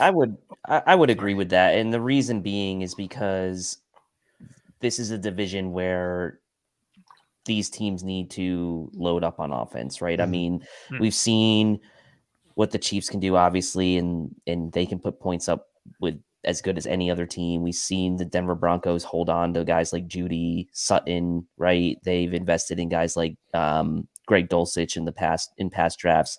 You see the Raiders obviously making the big play for Devontae Adams last year. The Chargers, this is a good fit, as Ant says, with their team. And I think also the fact of the matter is Mike Williams has missed a lot of time as well in the past couple of years with injuries and various things. Keenan Allen's also missed some time with injuries as well. So I think if you're the Chargers, this is a play for now and a play for the future, because I think for me, as a fit for their offense and with Justin Herbert's arm talent, like, it makes sense to add a guy like Quentin Johnston. I think Jordan Addison or Zay Flowers could have been a nice play for them for the long term, but I think Quentin Johnston's more of a he can help us right away and possibly help us for the long term. So I think it's a good thing for Bills fans who didn't want Quentin Johnston, and I was one of those people who didn't necessarily think he was a fit. So that's great that he went kind of picked before the Bills here, I think. Got a super chat coming in from the tree. Chris, can you put that super chat back up real quick so I can read it? Thank you. He says, JSM was the top wide receiver in this draft, and he would have been the 7th wide receiver in last year's draft. Don't move up for any of these ho-hum wide receivers. Get one later. That is one perspective. And Dave, another perspective is this. The Baltimore Ravens are on. Listen, not to disrespect you, but I kind of agree with him too. Like, for me, I would have had him as wide receiver 6 if he was in last year's class, and I like JSN. But I just feel like the 2 receivers that are on the board right now, Jordan Addison and Zay Flowers, I feel like with what the Buffalo Bills need, quick separators, with what the Buffalo Bills need, guys who can work the slots, the fit just makes sense, because Brandon Beane said, like, second and third round Josh picks, Downs like, in there too. We don't expect them to play right away. If you're looking for an early contributor to this football team, those are dwindling at this point. And one of the positions that you can foresee a player providing some play right away is that slot receiver position. Yep. The Chargers and Justin Herbert just got a new weapon. You just saw Geno Smith get a 3rd weapon. The Baltimore Ravens have the fewest draft picks I think I've ever seen the Baltimore Ravens have. They have 5 this year. They do not have a 2nd round pick. They do not have a 7th round pick. They could be ripe for a trade back here. Maybe move back 5 spots, recoup like a 3rd or a 4th round pick. You know, Eric DeCosta, he loves his draft picks. They very well could go wide receiver here. Minnesota could go wide receiver. The New York Giants could go wide receiver. Who the hell knows what the Dallas Cowboys are going to do? If you're the Buffalo Bills and you really feel like Jordan Addison or Zay Flowers are plug-and-play slot receivers who can maybe take some of that pressure off Josh Allen the way Cole Beasley did, Dave, is this where you make your move here? I mean, I think that Jordan Addison would be an incredible fit for the Vikings, and they're coming up here very soon. I think the loss of Adam Thielen, they're going to need a slot guy to kind of pair with Justin Jefferson. So that's a team I would want to get ahead of if they weren't willing to kind of trade. I would want to get ahead of the Giants. As I mentioned before, I don't think Brandon Beane wants to get outshone, if you will. a little outshone by shine. Here's the thing. I think it becomes down to compensation, right? And I think Brandon Beans, if he's on the phone talking about a move up here, he's probably trying his damnedest to not have to give up a third and willing to offer a fourth in the 27th pick. And I'm pretty sure if the other wanting a third, right? Like that's probably what's happening. And maybe there's some other like creative way they can like throw in something else. But I think Brandon Bean will try to squeeze as much value out of that trade as possible. And I don't know that he'd want to give up a third. Now, I could be wrong. They could make a trade right now and he could give up a third. But I think until there's only one of those guys left, and if Brandon Bean really likes Zay Flowers, Jordan Addison, and Josh Downs, like let's just throw him into the conversation. That's three guys. He probably feels okay that one of those guys maybe will get to him if that's really the direction he wants to go. And the Baltimore Ravens pick is in, and it's a heartbreaker for Bills fans. I hit the wrong button here.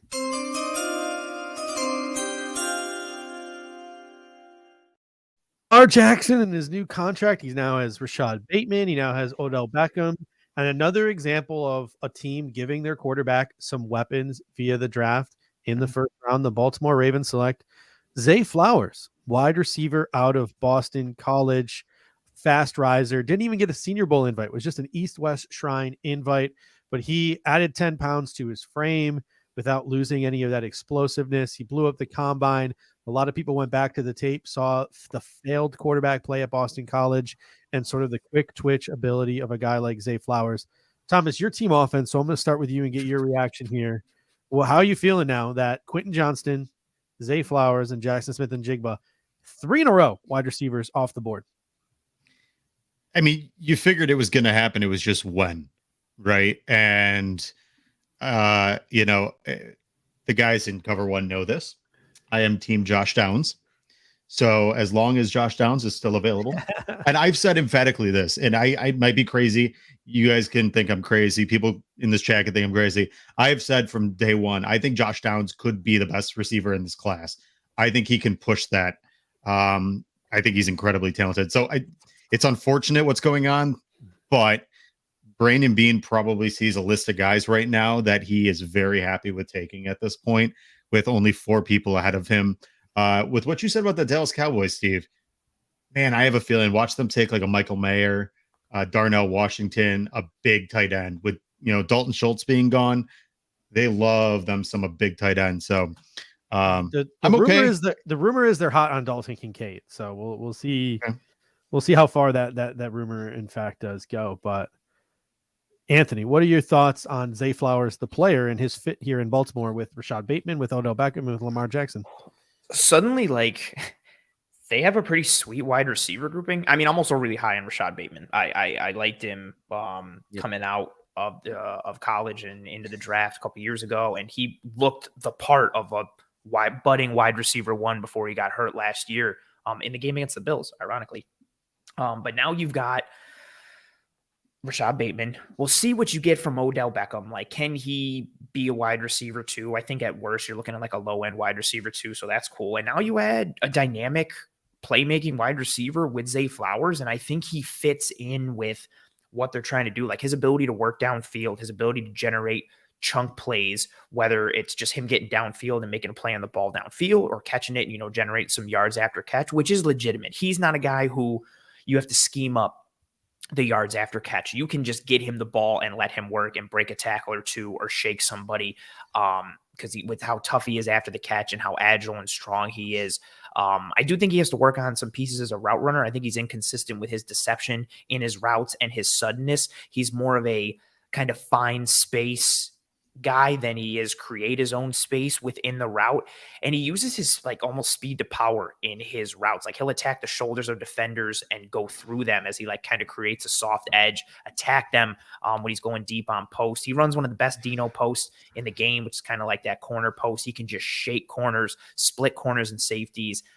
He's a legit downfield threat. You see that in the time speed. You see that on the tape. I do think he has to work on the underneath part of his game in terms of being a consistent separator versus man and using technicality to win against defenders who can match him or come close to him in terms of athleticism. But a really fun prospect, really fun tape, and you're plugging him in. You're not even plugging him in as like option 3, because also I forgot too, like, so you've got Bateman, you've got Beckham. Option number 1 or 2 is still probably Mark Andrews. And then you've got like a fun running back room. You've got Lamar Jackson. I think this is a really cool ad for a team that I maintain over the last several years. Like, if they could have just stayed healthy, I thought they could have been in the conversation for one of the top teams in the AFC. Now you bring back Lamar, you add another weapon. I like Zay Flowers as a player, and I like the fit in Baltimore, which I guess kind of sucks for the Bills. But hey, at least it's not the Chiefs. Yeah. It looks like the Cardinals are playing hardball with DeAndre Hopkins, and like some of these teams just like aren't biting. Dave, Zay Flowers is off the board. You got the New York Giants coming up, Minnesota coming up. Both are fits for Jordan Addison. The last of, I think, what most people would consider consensus first-round receivers. There's obviously the Josh Downs of the world, as Thomas points out, the slot, who's a fit for what the Buffalo Bills want. A couple of people have mocked Josh Downs. I believe it was Dino Jeremiah, was it, that mocked Josh Downs? I did. You did as well. Yeah. Jonathan Mingo is getting first-round buzz. I don't know if the Buffalo Bills would be interested in Jonathan Mingo, but what are your thoughts here, seeing not 1, not 2, but 3 wide receivers come off the board in a row here in the draft? Yeah, I'm trying not to get too hung up on like zeroing in on wide receiver necessarily. I think it was like we were leaning that way because these guys were still staying on the board, and now that there's been a run, it's kind of like, are we getting a little antsy because we see this run so close to our pick? So I'm trying to like force myself to start still looking like bigger picture beyond just wide receivers. There's still some really good players on the board. Mozzie Smith's still out there. Anton Harrison, a tackle, is still out there. DeJuan Jones is still like, there's pretty good players that I like out there. And by the way, Will Levis still out there, and maybe the Bills find themselves in a situation at 27. If someone really wants to come up, maybe they find themselves in a situation where they trade back, right?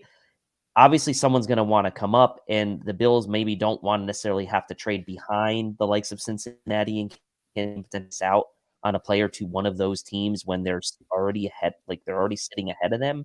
We saw Kansas City jump ahead of the Bills last year to get McDuffie.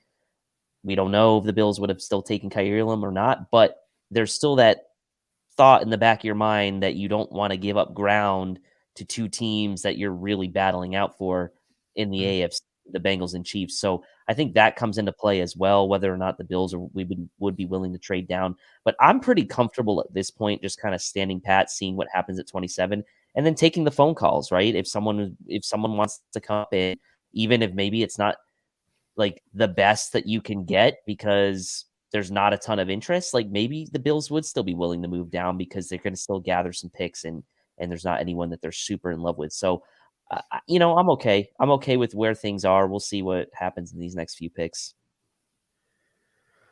All right. The Minnesota Vikings are still on the clock, and these teams are taking their time. So it really wouldn't surprise me if each of these teams along the way thus far, they're taking calls, right? Like, this to me screams all these teams that, hey, we're going to field phone calls up until the very last minute with 30 seconds left or 2 minutes left or a minute left, whatever it is. We'll make our pick, but we're at a minute 50 here in the Minnesota Vikings pick. Yeah. It's still not in. So while all of these teams ahead of us, Minnesota, New York, even Dallas, because Dallas is crazy, they could all take a receiver. Yeah. Maybe it's time for the run on tight ends to start. I know Minnesota doesn't need one, but and New York Giants don't need one. Maybe not. Maybe well, Dallas I had maybe this is a good sign because I had the Vikings taking Jordan Addison in my full first round mock, and so my hit rate's terrible right now. So like, you're jinxing it. You're jinxing it. I will say this. I feel like Jacksonville is a great team to just take Miles Murphy off of our hands and just get that get that out of the equation. just get that out of the equation. Yeah. Miles Murphy. I don't think Jacksonville would take a receiver, right? I mean, they've got Calvin Ridley back. Kirk, they've got Christian Kirk, Zay Jones. I mean, they're not going to take a receiver. They need defensive help. Yeah. It'll be interesting to see what Minnesota does. I think Minnesota is just tick. They are Pick is letting in. this, Chris Berman would say, they're letting it tick. But the pick is in, and ESPN has typically, as usual, gone to commercial. But okay, guys, this is just hello. I just brought the chat back up. I'm closing it back. I'm done. Hello, darkness, my old friend.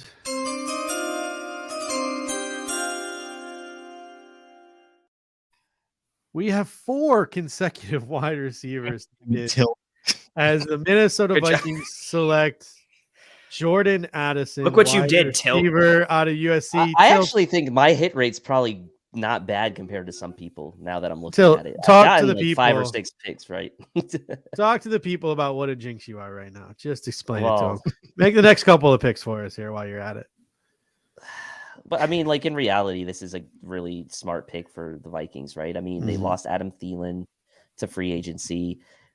He was kind of their do it all slot. Did play on the boundary a bit as well.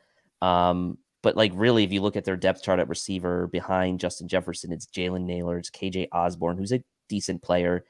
Jalen Reagor obviously came over to them last year in that trade with Philly. They needed a slot type of guy in Jordan Addison. Like to me, it's just too good of a fit for the Vikings to have passed up. Now it does sound like they, like based on how far they took the clock down, that they maybe were fielding offers, but they just felt like there was too good of a fit for them to pass up on a guy like Addison. So sorry for the jinx. Oh, Thomas, how are we feeling right now, Thomas? Well, I'll say this, and you had mentioned this earlier, and Anthony did as well, about Joe Shane potentially knowing what Brandon Beane might do. This would get me a little curious, having Joe Shane just a few picks ahead, or 2 picks ahead. If you really like Josh Downs here, I'd get worried that does he get to you? The problem is, where do they see Josh Downs? Because I've seen Josh Downs anywhere from low 30s to high 50s. So there's a ton of talent there. He was told, and he said he was told he would go somewhere between 25 and 45. Right. But the other part about that is, with the question marks at corner, and there is, we just don't know what Trey is. Kyer being into his second year, Christian Benford. There's a lot of names on here. Joey Porter Jr., Deontay Banks. They could go the safety route with Brian Branch with all the injuries that we've had in the backfield or the secondary. I think it's perfect to go for, Josh Downs. I don't know if you have to trade up to get to him. I'm so nervous. and looking at Jacksonville here, and I'll let you speak to Jordan Addison and just this run of 4 consecutive wide receivers here. We've got a trade too here. We have a trade. Do we know who the trade partner is? It looks like Giants. Jacksonville and the Giants are switching spots. So it looks like Giants moved up 1 spot. That would tell me the Giants want a defensive player, because looking at Jacksonville's top 30 visits, Derek Hall, Miles Murphy, Nolan Smith, Keon White, and Deontay Banks. Or the Jags are feeling calls from the Bills. But the Giants gave them a better offer. Yeah, that is true. So it could be a receiver. The one player that Jacksonville and New York have in common in terms of their pre-draft visits is Deontay Banks. So if this is Deontay Banks, the Giants were definitely looking at the Jacksonville pre-draft visit list. They want that corner in Deontay Banks. They saw him. They didn't want to risk it. They offered a draft pick to move up. The Jacksonville Jaguars are probably like, we're taking Nolan Smith anyway. And they're just going to collect a 4th round pick out of it. So that's what this screams to me. Like if I'm playing the game here, and my preparing for this draft was going to Walter Football and copy and pasting the top 30 visits list. My preparation for this draft is correct. Deontay Banks could be the pick here, as he's a player. Again, wouldn't surprise me if he goes over Joey Porter Jr. But Anth, what are your thoughts? 4 wide receivers in a row. Do you believe that? It's. I think the amount of receivers that have gone so far isn't completely surprising, but the fact that we kind of just got according to Peter Schrager, there's going to be 3 tight ends, 2 running backs, and no receivers in the first round. Right? Interesting how those things work out. I definitely thought there would have been maybe 1 or 2 tight ends tops at this point now, but we saw like a lack of wide receivers being taken, and now that run has legitimately started, which is, again, is disappointing for the Bills, depending on who you wanted. And we'll see like how that impacts everything. Because now you're in that situation where it's almost like fantasy football, right? Where you're sitting there and you're like, okay, the run on this position started. Do I have to grab one now to get the value that I want? Or do I say, well, a bunch of guys at this position have been taken, which means there's probably better value at another position. So let me go there instead. It's an interesting, situation to be in terms of how you balance everything and kind of have that internal debate. Seeing Jordan Addison be the most recent guy to go is a bit disappointing.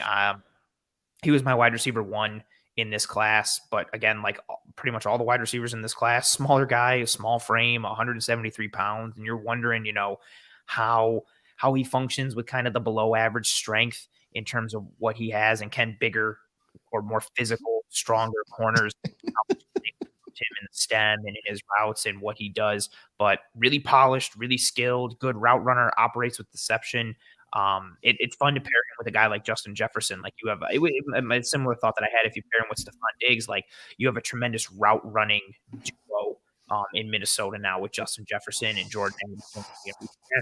He's got speed. I know the time speed wasn't the best, but dude can get vertical, makes plays. Good for Minnesota surrounding the franchise that is Kirk Cousins. And the pick is in for the New York Giants, and we're going to get to that in just a moment. I'm going to take a sip of water because I'm about to start coughing. By the way, I saw the greatest tweet, and that's why I was laughing. The tweet said, "Is Brandon Bean a coward?" Which is amazing. So sorry, continue. All right. The pick is in for the New York Giants.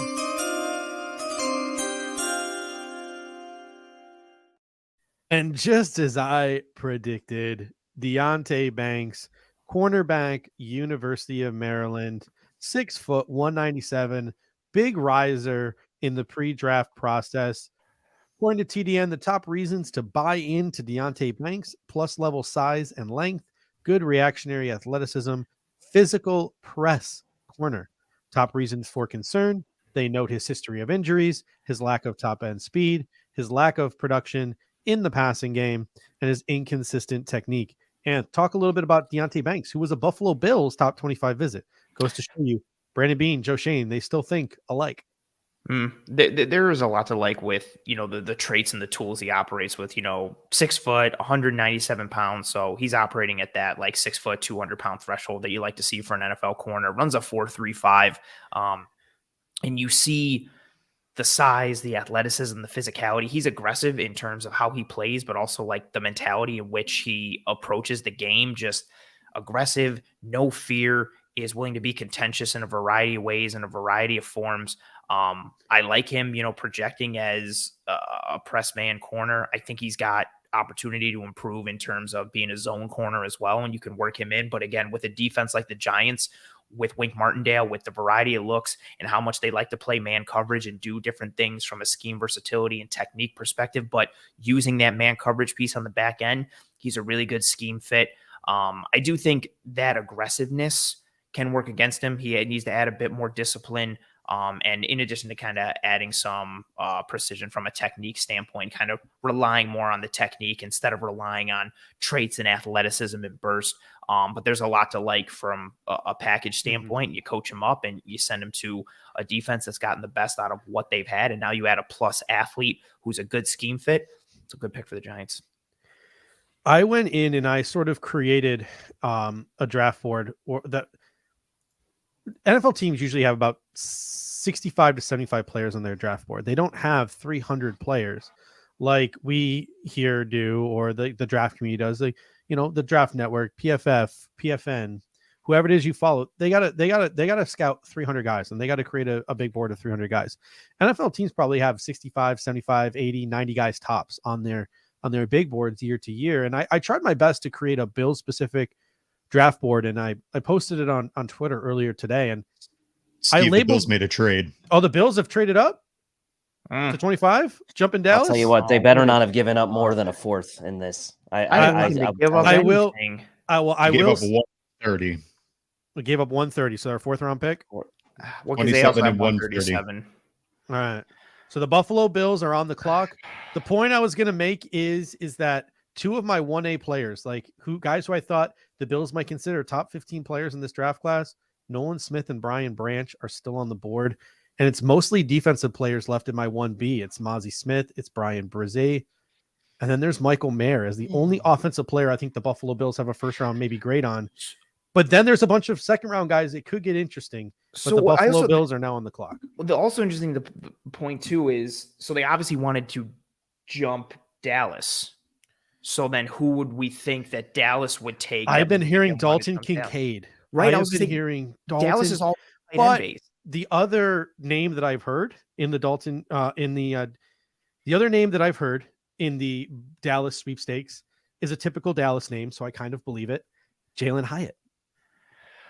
Oh boy, that would be Interesting. something.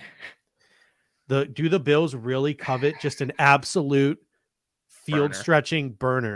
Someone to open up the underneath. No? I would think they would have. Yeah, I would think maybe. Do you think Dallas would take Miles Murphy? Unless it's Nolan. I don't think Nolan Smith's a scheme fit, but like, yeah, Miles Murphy.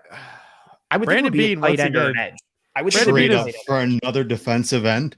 Brandon Beane has once again got Nancy. He is moving up 2 spots here to pick number 25. There's 4 minutes left on the clock. Gentlemen, let's go around the board and let's get our predictions. I'm going to go with Jalen Hyatt.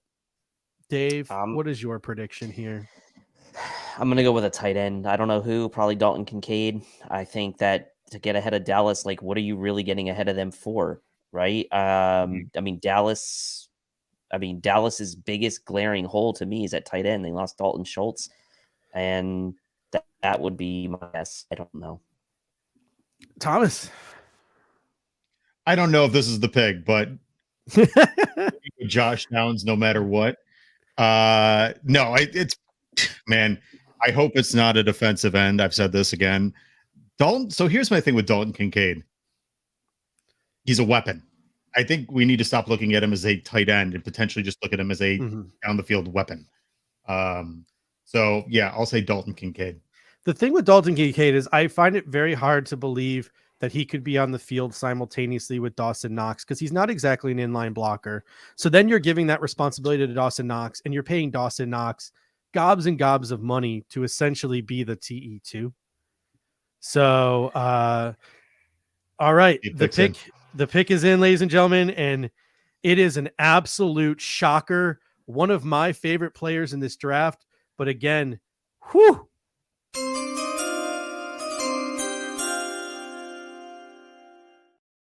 The Buffalo Bills have selected at pick number 25, and they definitely jumped Dallas for this. They bought into the pre-draft hype.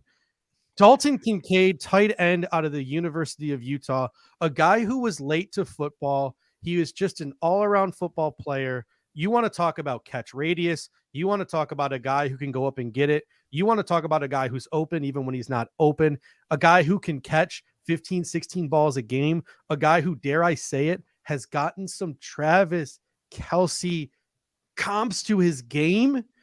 Pro Anth, I'm gonna get your first reaction here. Give us a scouting report on Dalton Kincaid. You could make the case that he is the best slot option at finding space in this draft, aside from like Jackson Smith and Jigba. Like he falls in there in line with like Jackson, Downs, and even Addison and like those guys. Like I know he qualifies as a tight end, which we've talked about, but dude is just a pure pass catcher. Wasn't able to do a lot of workouts this offseason because of the injuries, had injuries in season as well. But this is a dude who he's a tight end who is a tight end. You know, obviously he's at 6'3", 245 pounds, but dude is basically like a more of a power slot wide receiver option. He has the ability to get vertical. He goes up and gets the football, whether it's, you know, working underneath and just using his hands and bringing it in, or the ability to get downfield and then moss linebackers or get on top of safeties and high point the football. He goes up and gets it, catches the ball in stride. He has a very good transition from, you know, receiver and catcher to the runner with the football in his hands. Bit of a slender frame, isn't the biggest guy, isn't the most muscular guy. Judge, you alluded to his blocking. He's more of an escorter. He's willing.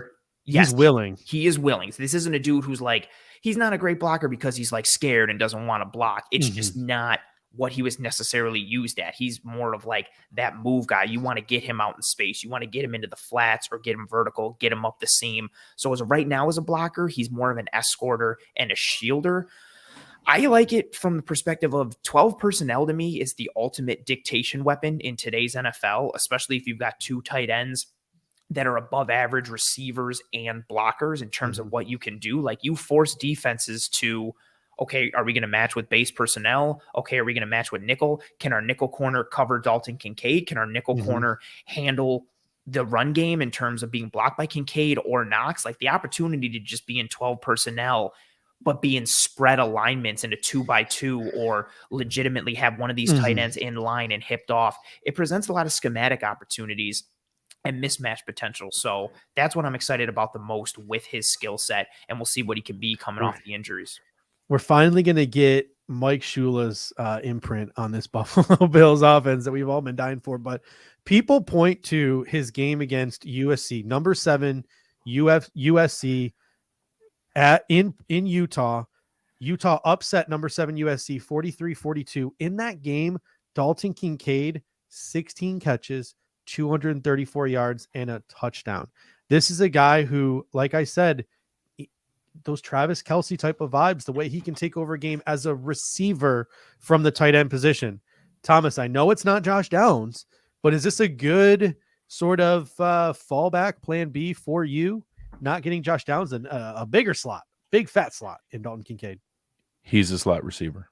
So here's what I've said in regards to the Kansas City Chiefs. People ask all the time, and I say, hey, you know who their slot receiver is? It's Travis Kelce. And Dalton Kincaid, and I said this just before, he is a weapon. Don't look at him as a tight end.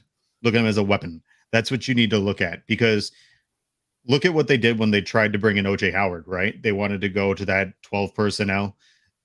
Look at the fact of what they're going to try to do with Dalton Kincaid. The Bills are a bit of copiers, right? When they see somebody else do something successfully and it gets them to a certain point of success, they follow along, right? They saw that a defensive end was a way to get far into the playoffs. What they do, they got Von Miller.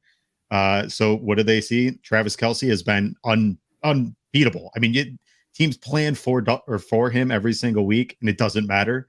So what do they need to do? They need to find their weapon that they can go ahead and they can dispense and say, hey, you know what? Let's try to wreck your game plan. That's Dalton Kincaid. Dave, your thoughts on Dalton Kincaid? Yeah, I'm a fan. Look, I love the player. I mean, he was PFF's 10th overall prospect in the entire class. He had a 90.2 rating. You look at his breakdown of snaps last year, and as Ant has already mentioned, he had more slot snaps than inline snaps, right? 221 slot snaps versus 142 inline snaps last year with Utah. So this dude is a legitimate slot weapon. As an overall prospect, it's easy to dismiss tight ends as being like overall like top prospects in any kind of draft class. But for me, he was the top tight end in the class. I had him as my TE1 personally, and I think that, look, if the Bills could have gone a couple different directions, right? Like there's the quick twitch slot that we've been talking about with the likes of Josh Downs, Jordan Addison, but at the end of the day, they're adding size and slot with this pick, a 2-for-1 in my opinion. So you now have Gabe Davis with some size right on the outside. You don't have to worry so much about this rest of the group behind Stephon Diggs and Gabe Davis of just a bunch of small dudes, right? Khalil Shakir, Deontay Hardy, right? These are smaller guys balancing out the room here with some size and some really strong receiving ability. I think this balances out the offensive weapon room quite nicely now when you think about sort of Knox, Kincaid, Gabe Davis as your sort of size receiving threats, Diggs as your alpha, and then you have guys like Hardy and Shakir, you know, as kind of your slot and smaller, twitchier guys. So, and I know Shakir is also an inside out guy. So same for Hardy. So it's given the room like quite a bit of options, I feel like. And as Ant mentioned, schematically now dictating from 12 personnel could be something that like it's now on Ken, right, and this staff to really make the most out of this personnel. So player I love. Now it's about utilization and creativity, I think, from the offensive coaching staff. yeah, we talk about protecting Josh Allen. One of the ways to protect Josh Allen is just giving him weapons to get the ball out of his hands quickly. And Dalton Kincaid, Dawson Knox, Deontay Hardy, Trent Sherfield, Gabriel Davis, Stephon Diggs, James Cook out of the backfield as a receiver, Naheem Hines maybe getting more implemented in this offense. It might not be the most traditional, but there's definitely a wide bevy of options for the Buffalo Bills and for Josh Allen to make this offense work, to make this offense function. I think the most intriguing thing is going to be seeing how the volume of how often Dalton Kincaid is on the field for a first round pick. All right, our time with Thomas Delorier is up. Thomas, tell the people about your show, where people can catch you, and where people can find you on social media. So you can find me on Twitter at the Thomas DeLoss, and Buffalo Late Night every Thursday night, 9 p.m. If you haven't caught it before, you can see the 2 previous episodes on Cover One's YouTube. Last week we had Z-Bot and Bruce Nolan, everybody's favorite weatherman. I appreciate you guys, and I appreciate everybody here at Cover One letting me join the family just recently. Look forward to talk to a lot of you guys, and I'll tell you, I'm super excited about how this draft board fell because, man, there's a ton of talent, first round talent still technically on the board. So there's gonna be a lot of really interesting opportunities tomorrow when it comes to 59. Another trade up for the Buffalo Bills in the works. Who knows? Oh, I thought you meant it happened now. I mean, Thomas DeLoss, thank you so much. We really appreciate it. All right. Joining us now is our producer, Chris Kepner. How you doing this evening? I'm doing all right. This has been a hell of a draft to watch from the background here with you guys. And what a pick by the Bills. What is your thoughts and feelings on this draft pick here? I'm excited. The Bills usually find a way to surprise us in one way or another. I mean, I feel like last year was a little bit anticlimactic because we kind of knew that they're going to go Elam or at least corner. But I know tight end was sort of thrown around as like, hey, it would be great to get a tight end because they're really deep at that position in this class. But I don't think anybody had us picking or targeting one of the top guys like Dalton Kincaid or Mayer, So it's really interesting. And like you guys were saying, I'm really curious to see how they work him into the offense. And it's funny too, Dave, because we did our No Matter What show, and me and you both were having like a conversation back and forth. Who's going to be our consensus No Matter What player? And both of us were like, do we do Dalton Kincaid? Because like, it's just not real. We went with Luke Schumacher because we were trying to think of something more realistic for the Bills. But really, we both loved Dalton Kincaid. We love his ability as a receiver. We just didn't think this was a realistic possibility. So I had him in my mock going to like the 13th pick to Green Bay or something like that. Like I had him or the Lions, I think at 15. Like I had him going in the top 15. I thought he was that good of a prospect. And I think any team like the Lions or the Cowboys or any team that really had a glaring hole at tight end, like it would have been a home run pick for them. And it does make it a little sweeter that we jumped ahead of Dallas to do it, right? Like that does make it pretty yeah, nice. F Dallas. Exactly. And we got. I just want to see videos of the Dallas War Room like throwing their clipboards on the ground because they like didn't get it. Is the pick is in for Dallas. Whoops! I hit the wrong button.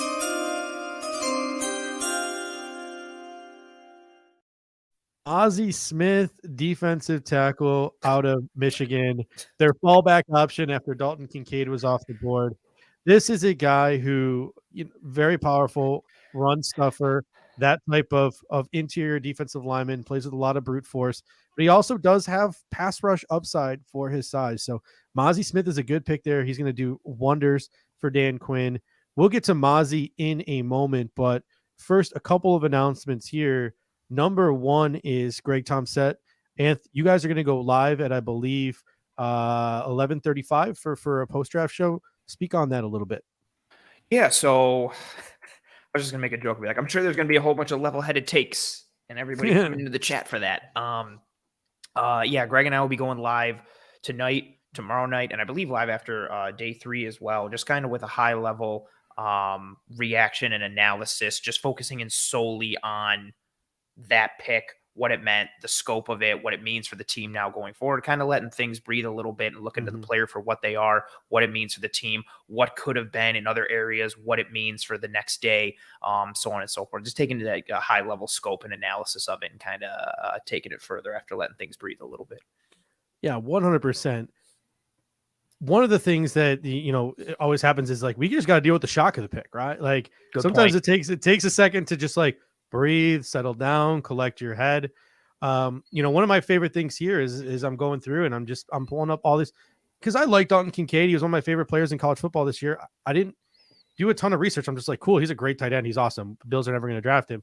So now I'm starting to scroll through, pull some other things up, and lucky enough here on the Draft Network before he left, Joe Marino is the one who wrote the scouting report for Dalton Kincaid. And he had some really nice things to say about Kincaid. I'm just going to read a couple of sentences here because these are some really intriguing sentences. Kincaid is a highly intriguing pass catching skill set where his athleticism, route running, hands, and ball skills all appear to be strong suits. Kincaid is a fluid route runner that is snappy through his breaks. He's been tasked with fairly extensive route tree, and he threatens all levels of the field. This is also a guy with a huge catch radius too, like one of those guys who's open even when he's not. So this is a super intriguing pick for the Buffalo Bills. All right, and are you going to stick with us through the next couple of picks up until 35? Or are you going to take a little bit of a break here? No, I'm down to stay if you'll have me. Unless that's like a subtle cue to be like, hey, Ant. No, I wanted to give you any opportunity you want to go, take a break, take a breather. Anything you needed, but you're gonna power through. And I've been peeing here this whole time under my table, so it's I've been dehydrating myself for 2 weeks. I passed out 3 times this week. I've been training for this. I haven't drank anything for days. Our first draft of Fanatics, I had a cooler of beers next to me. That was the mistake. Yeah, that was the mistake. I am sober for this one. I did that. I did that draft. No bathroom breaks all 3 days. That was like at one point I was chugging a bottle of Barefoot Moscato just out of the bottle. I believe that was the middle of round 3. But Tiny Van Living comes in the super chat. I always appreciate it. He says McD and Bean kept emphasizing weapons rather than receivers leading up to the draft. This is why. 100%. My question for the roundtable here, and Chris, I'll start with you. If there wasn't a run of 4 wide receivers at the top of the 20s here, do the Buffalo Bills take a tight end? That's a great question. Yeah, that's a really good question. Man, I mean, they traded up for the tight end, right? Which makes me think that if they really wanted a receiver, they would have tried to trade up into the low 20s there to get a receiver. So I don't know. I mean, it's tough to predict what would have happened in an alternate timeline here, but I think they had a plan. It seems like it. Dave, how about you? Do you think the Buffalo Bills would have taken a tight end?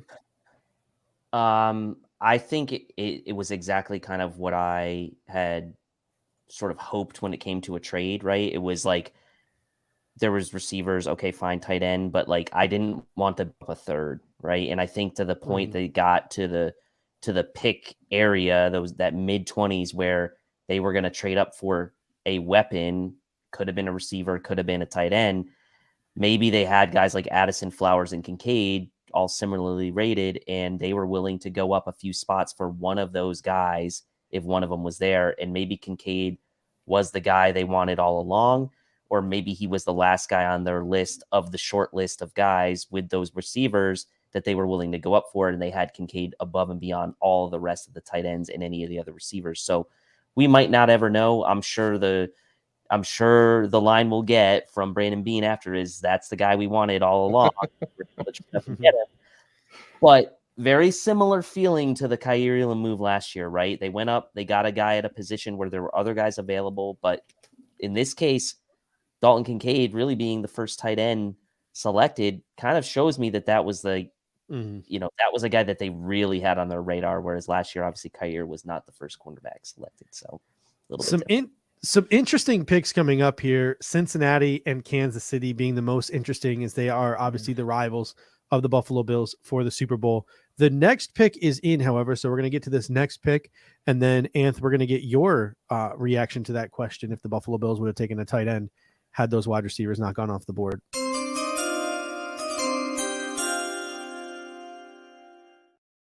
Another tackle comes off the board, fresh off the suspension to Cam Robinson. The Jacksonville Jaguars protect the blind side of Trevor Lawrence. They also lost Jawan Taylor with Anton Harrison, the offensive tackle out of Oklahoma. We'll get to some reactions to that pick in a moment. But first, again, if there wasn't that run of 4 wide receivers, just like that, Smith and Jigba, Johnson, Flowers, Addison off the board, do the Buffalo Bills take Dalton Kincaid? It's honestly like a super great question, because I think you can make the case either way. I think at the very least, it means that they were either going to go Kincaid or one of those receivers. Like they were going for a weapon on offense and they were going for a slot piece. I want to say yes, because Ken Dorsey, when he was a quarterback at the University of Miami, played in an offense that was successful in using multiple tight ends. Granted, it was a different game back then schematically, but he came from an offense playing where he used tight ends. And then his coaching experience in Carolina used a lot of tight ends with what they did with Olsen and Dixon with his time in Carolina. And so it was something that I thought we'd see more of last year. And so with the move of Kincaid now, my thought is this was kind of a direction they wanted to go in. And if you try to connect the dots or pick up the breadcrumbs with what Brandon Beane said in his presser earlier this offseason in terms of like the weapons and the guys that you go after and get, it makes me think that Kincaid was the guy. Or at the very least, they were going weapons based. It was going to be Kincaid or Jax or Addison, but also to the fact that they went with Kincaid, like this is also a size element that the Bills do not have on their roster, really. Like you've got Gabe on the outside, but other than that, like the size you have is what? Trent Sherfield, because it's not going to be Hardy. It's not Shakir. Diggs isn't small, but he's not like a size guy. He's not, what Kincaid is, which is it's just Knox, really, right? I mean, that's exactly it. But now you've added, again, he's a tight end, but I consider Kincaid basically like a wide receiver in a tight end's body. So now you've got a 6'3", 246-pound slot receiver. And that combined with Dorsey's history makes me think that this was the pick, which also explains why they wouldn't have traded up for a receiver when that run started to happen. Sorry, Tilt. No, and I really like what you said there, because I think this is also maybe with Ken Dorsey, maybe the Bills are willing to show some evolution here, right, in the offense as well. Like we were hard on Dorsey last year for maybe not being creative at times or not utilizing guys at times. I don't know. We will see what actually happens with what gets executed. But like this is a step to me that says like we're willing to explore some more creative options with the offense. And now like it's up to you, Ken Dorsey, to kind of get and the coaching staff to get the best out of it. So Beane's like stocking the shelves, so to speak, with like a lot of good options here. And I firmly believe, like I said before, this is now going to really come down to what Ken Dorsey envisions for this offense and how he can use these guys. All right. We've had a couple of picks come in. Mozzie Smith to Dallas, Anton Harrison to the Jaguars, and now the pick is in for the Cincinnati Bengals as well. Chris, do you have the graphic? Can we roll with this Bengals pick here? 1 second. Yeah, we're good. Not gonna lie to you, I don't even know who the player is yet, so I'm gonna be surprised when this image is up here.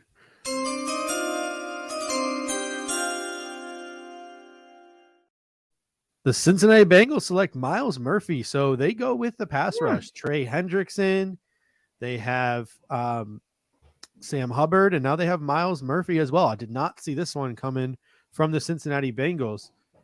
Dave, I'll start with you. Does this move the needle for the Cincinnati Bengals in terms of their hopes to get back to the Super Bowl? Well, I mean, I think it gives them, a rotation now of pass rushers. And we know that, especially in some of those playoff games, Bengals were the team that would rush 3, drop back 8 against the likes of the Chiefs. And we saw that at times that has really worked well for them. But I think like what this tells me is like maybe in those situations they want to get 3 pass rushing guys on the field at once. Like Murphy's a bigger dude for an edge player, right? I mean, he's on the larger size. He's probably, looking at this right, around 270 pounds. So kind of could fit into that sort of plan for the Bengals and getting a little more pass rush pop. I also think that, Sam Hubbard is a good, but I think having a true sort of counterpart to a guy like Trey Henderson probably makes sense for the Bengals as well. To having just two kind of primary edge guys, we know, like even for the Bills, like we're talking about like fourth and fifth edge players for the Bills. So I don't see this as a necessarily a bad pick. I think the question would be is like the Bengals lost Hayden Hurst. What are they doing at tight end? Like Michael Mayer sitting right there, like for Joe Burrow as a weapon to kind of replace that void left by Hayden Hurst. Like the question will be like, why the Bengals move that direction? All right. Justin Tyndall comes in with a question, and we'll close out with this one. So Greg Tomset and Anth can go live with their sort of post-reaction show. Justin Tyndall says, will the rest of the draft be D, and will we just sit and wait and no more trade-ups? Chris, what do you think? Is the rest of the draft going to be defensive heavy, or do we still see some offensive players for the Buffalo Bills in the future here? I think they still want someone who could play in the slot. There's still some options out there. And yeah, I mean, I wouldn't count out more trade ups. I mean, Bean likes to move around those picks. Yeah. He likes Dave, to move those picks around. Dave, what are your thoughts here? I mean, I think there's a ton of good players still on the board. I'm going to kind of go back to my sheet after this. And I think the Bills are in a great position to kind of look, they lost a fourth rounder. Like, I think they're in a position to maybe pull like a James Cook situation like last year and keep trade down in the second round potentially if things don't, necessarily fall the way they want. But I think there's so many good players still left that could become an option. Maybe they recoup something. But for me, second round is looking good and shaping up well for the Bills, especially because going offense with this pick, still a lot of good defensive players on the board, interior defensive linemen, edge players. Even like some of the safeties, right? Like Brian Branch still hasn't been picked, right? Like Sidney Brown still hasn't been picked. So I like the way things are shaping up right now. All right. We will end our coverage, like I said, a little bit early before the first round has come to a conclusion. Anth and Greg are going to be picking up the slack in about 4 minutes to go fully in depth on Dalton Kincaid and maybe give a little bit of commentary on Kansas City's pick, which is coming up here in 2. Nice little quote from Brandon Beane before we head out this evening. Brandon Beane compares Dalton Kincaid's feel for getting open in the middle of the field with Jeremy White of WGR. Close your ears if you're listening. Cole Beasley. So that's a tremendous compliment. Yeah, a tremendous compliment for Dalton Kincaid, and it's clear that Brandon Beane was looking for that slot option, sort of a safety blanket type of player for Josh Allen. All right, gentlemen, thank you guys so much for participating. Thanks to Mike Bunt. Thanks for Thomas DeLoss. Thanks to Joe DeRosa. Thanks to you, Chris Kepner, for producing behind the scenes. Can I say one thing before we sign off real quick? Of course. Just wanted to point out we got all this coverage on YouTube. On Saturday night, we're also going to be on playback after the YouTube stuff is done, recapping the draft and hanging out. So that's playback.tv cover 1. It's a free to join. Just join our room there, and we'll see you Saturday. Dave, any final thoughts? And I'm not gonna go to you because they're gonna get more of you in a little bit. Dave, I'm gonna let you get a final word in here. No, just like I like the way I like a lot of the players that are still left for round 2. Looking forward to hopping back on tomorrow with Ant and doing this all again. Day 2, since they changed the format to 3 days, has always been my favorite. So I'm really looking forward to it. Looking forward to tomorrow when Anth is going to be leading the coverage. And before we head out of here, number one, thank you guys so much. I mean, we were up 500-600 people in viewership live. That's absolutely incredible. I mean, you just have dozens of options to choose from in this day and age, and you guys chose cover 1. So I want to thank you guys so much for the super chats, the comments. I mean, we had thousands and thousands of comments, and you guys did an awesome job. We would be nothing without you guys in the comment section. You guys really do drive the engine of these shows. And a big shout out to Greg Tomset, Eric Turner, the powers that be at Cover 1. Thank you guys so much for giving Dave and myself at the Air Raid Hour the opportunity to facilitate night 1. It's an honor, and it's not something that we take lightly, and we really do appreciate it. I do want to say something. Obviously, thank you to both, Judge, you and Tilt. And then with a little extra kudos and sugar on top to you, Judge, for being kind of the MC and steering the ship for this whole thing, which is I felt like Trey like, Wingo. Not today. easy. Dude, it's not easy. Like, you got to Easy tough. pivot to the different people. You got to keep this conversation going, pay attention to what's going on. Like you said, you're using 75 different screens. Like, it's not the easiest thing. And you did a very good job steering the ship and leading us in the right direction. So major kudos to you tonight. All right, thank you guys so much. And until next time, go Bills. Go Go Bills. Bills. Thank you for watching tonight's episode of the Air Raid Hour. Make sure to hit that like button on the way out. If you are catching the show on demand, leave a reply in the comment section and we will respond over the course of the week. You can always listen to every episode next day on all major podcasting platforms, including Apple Podcasts and Spotify, by searching Air Raid Buffalo. Thank you for your continued support, and as always, go Bills!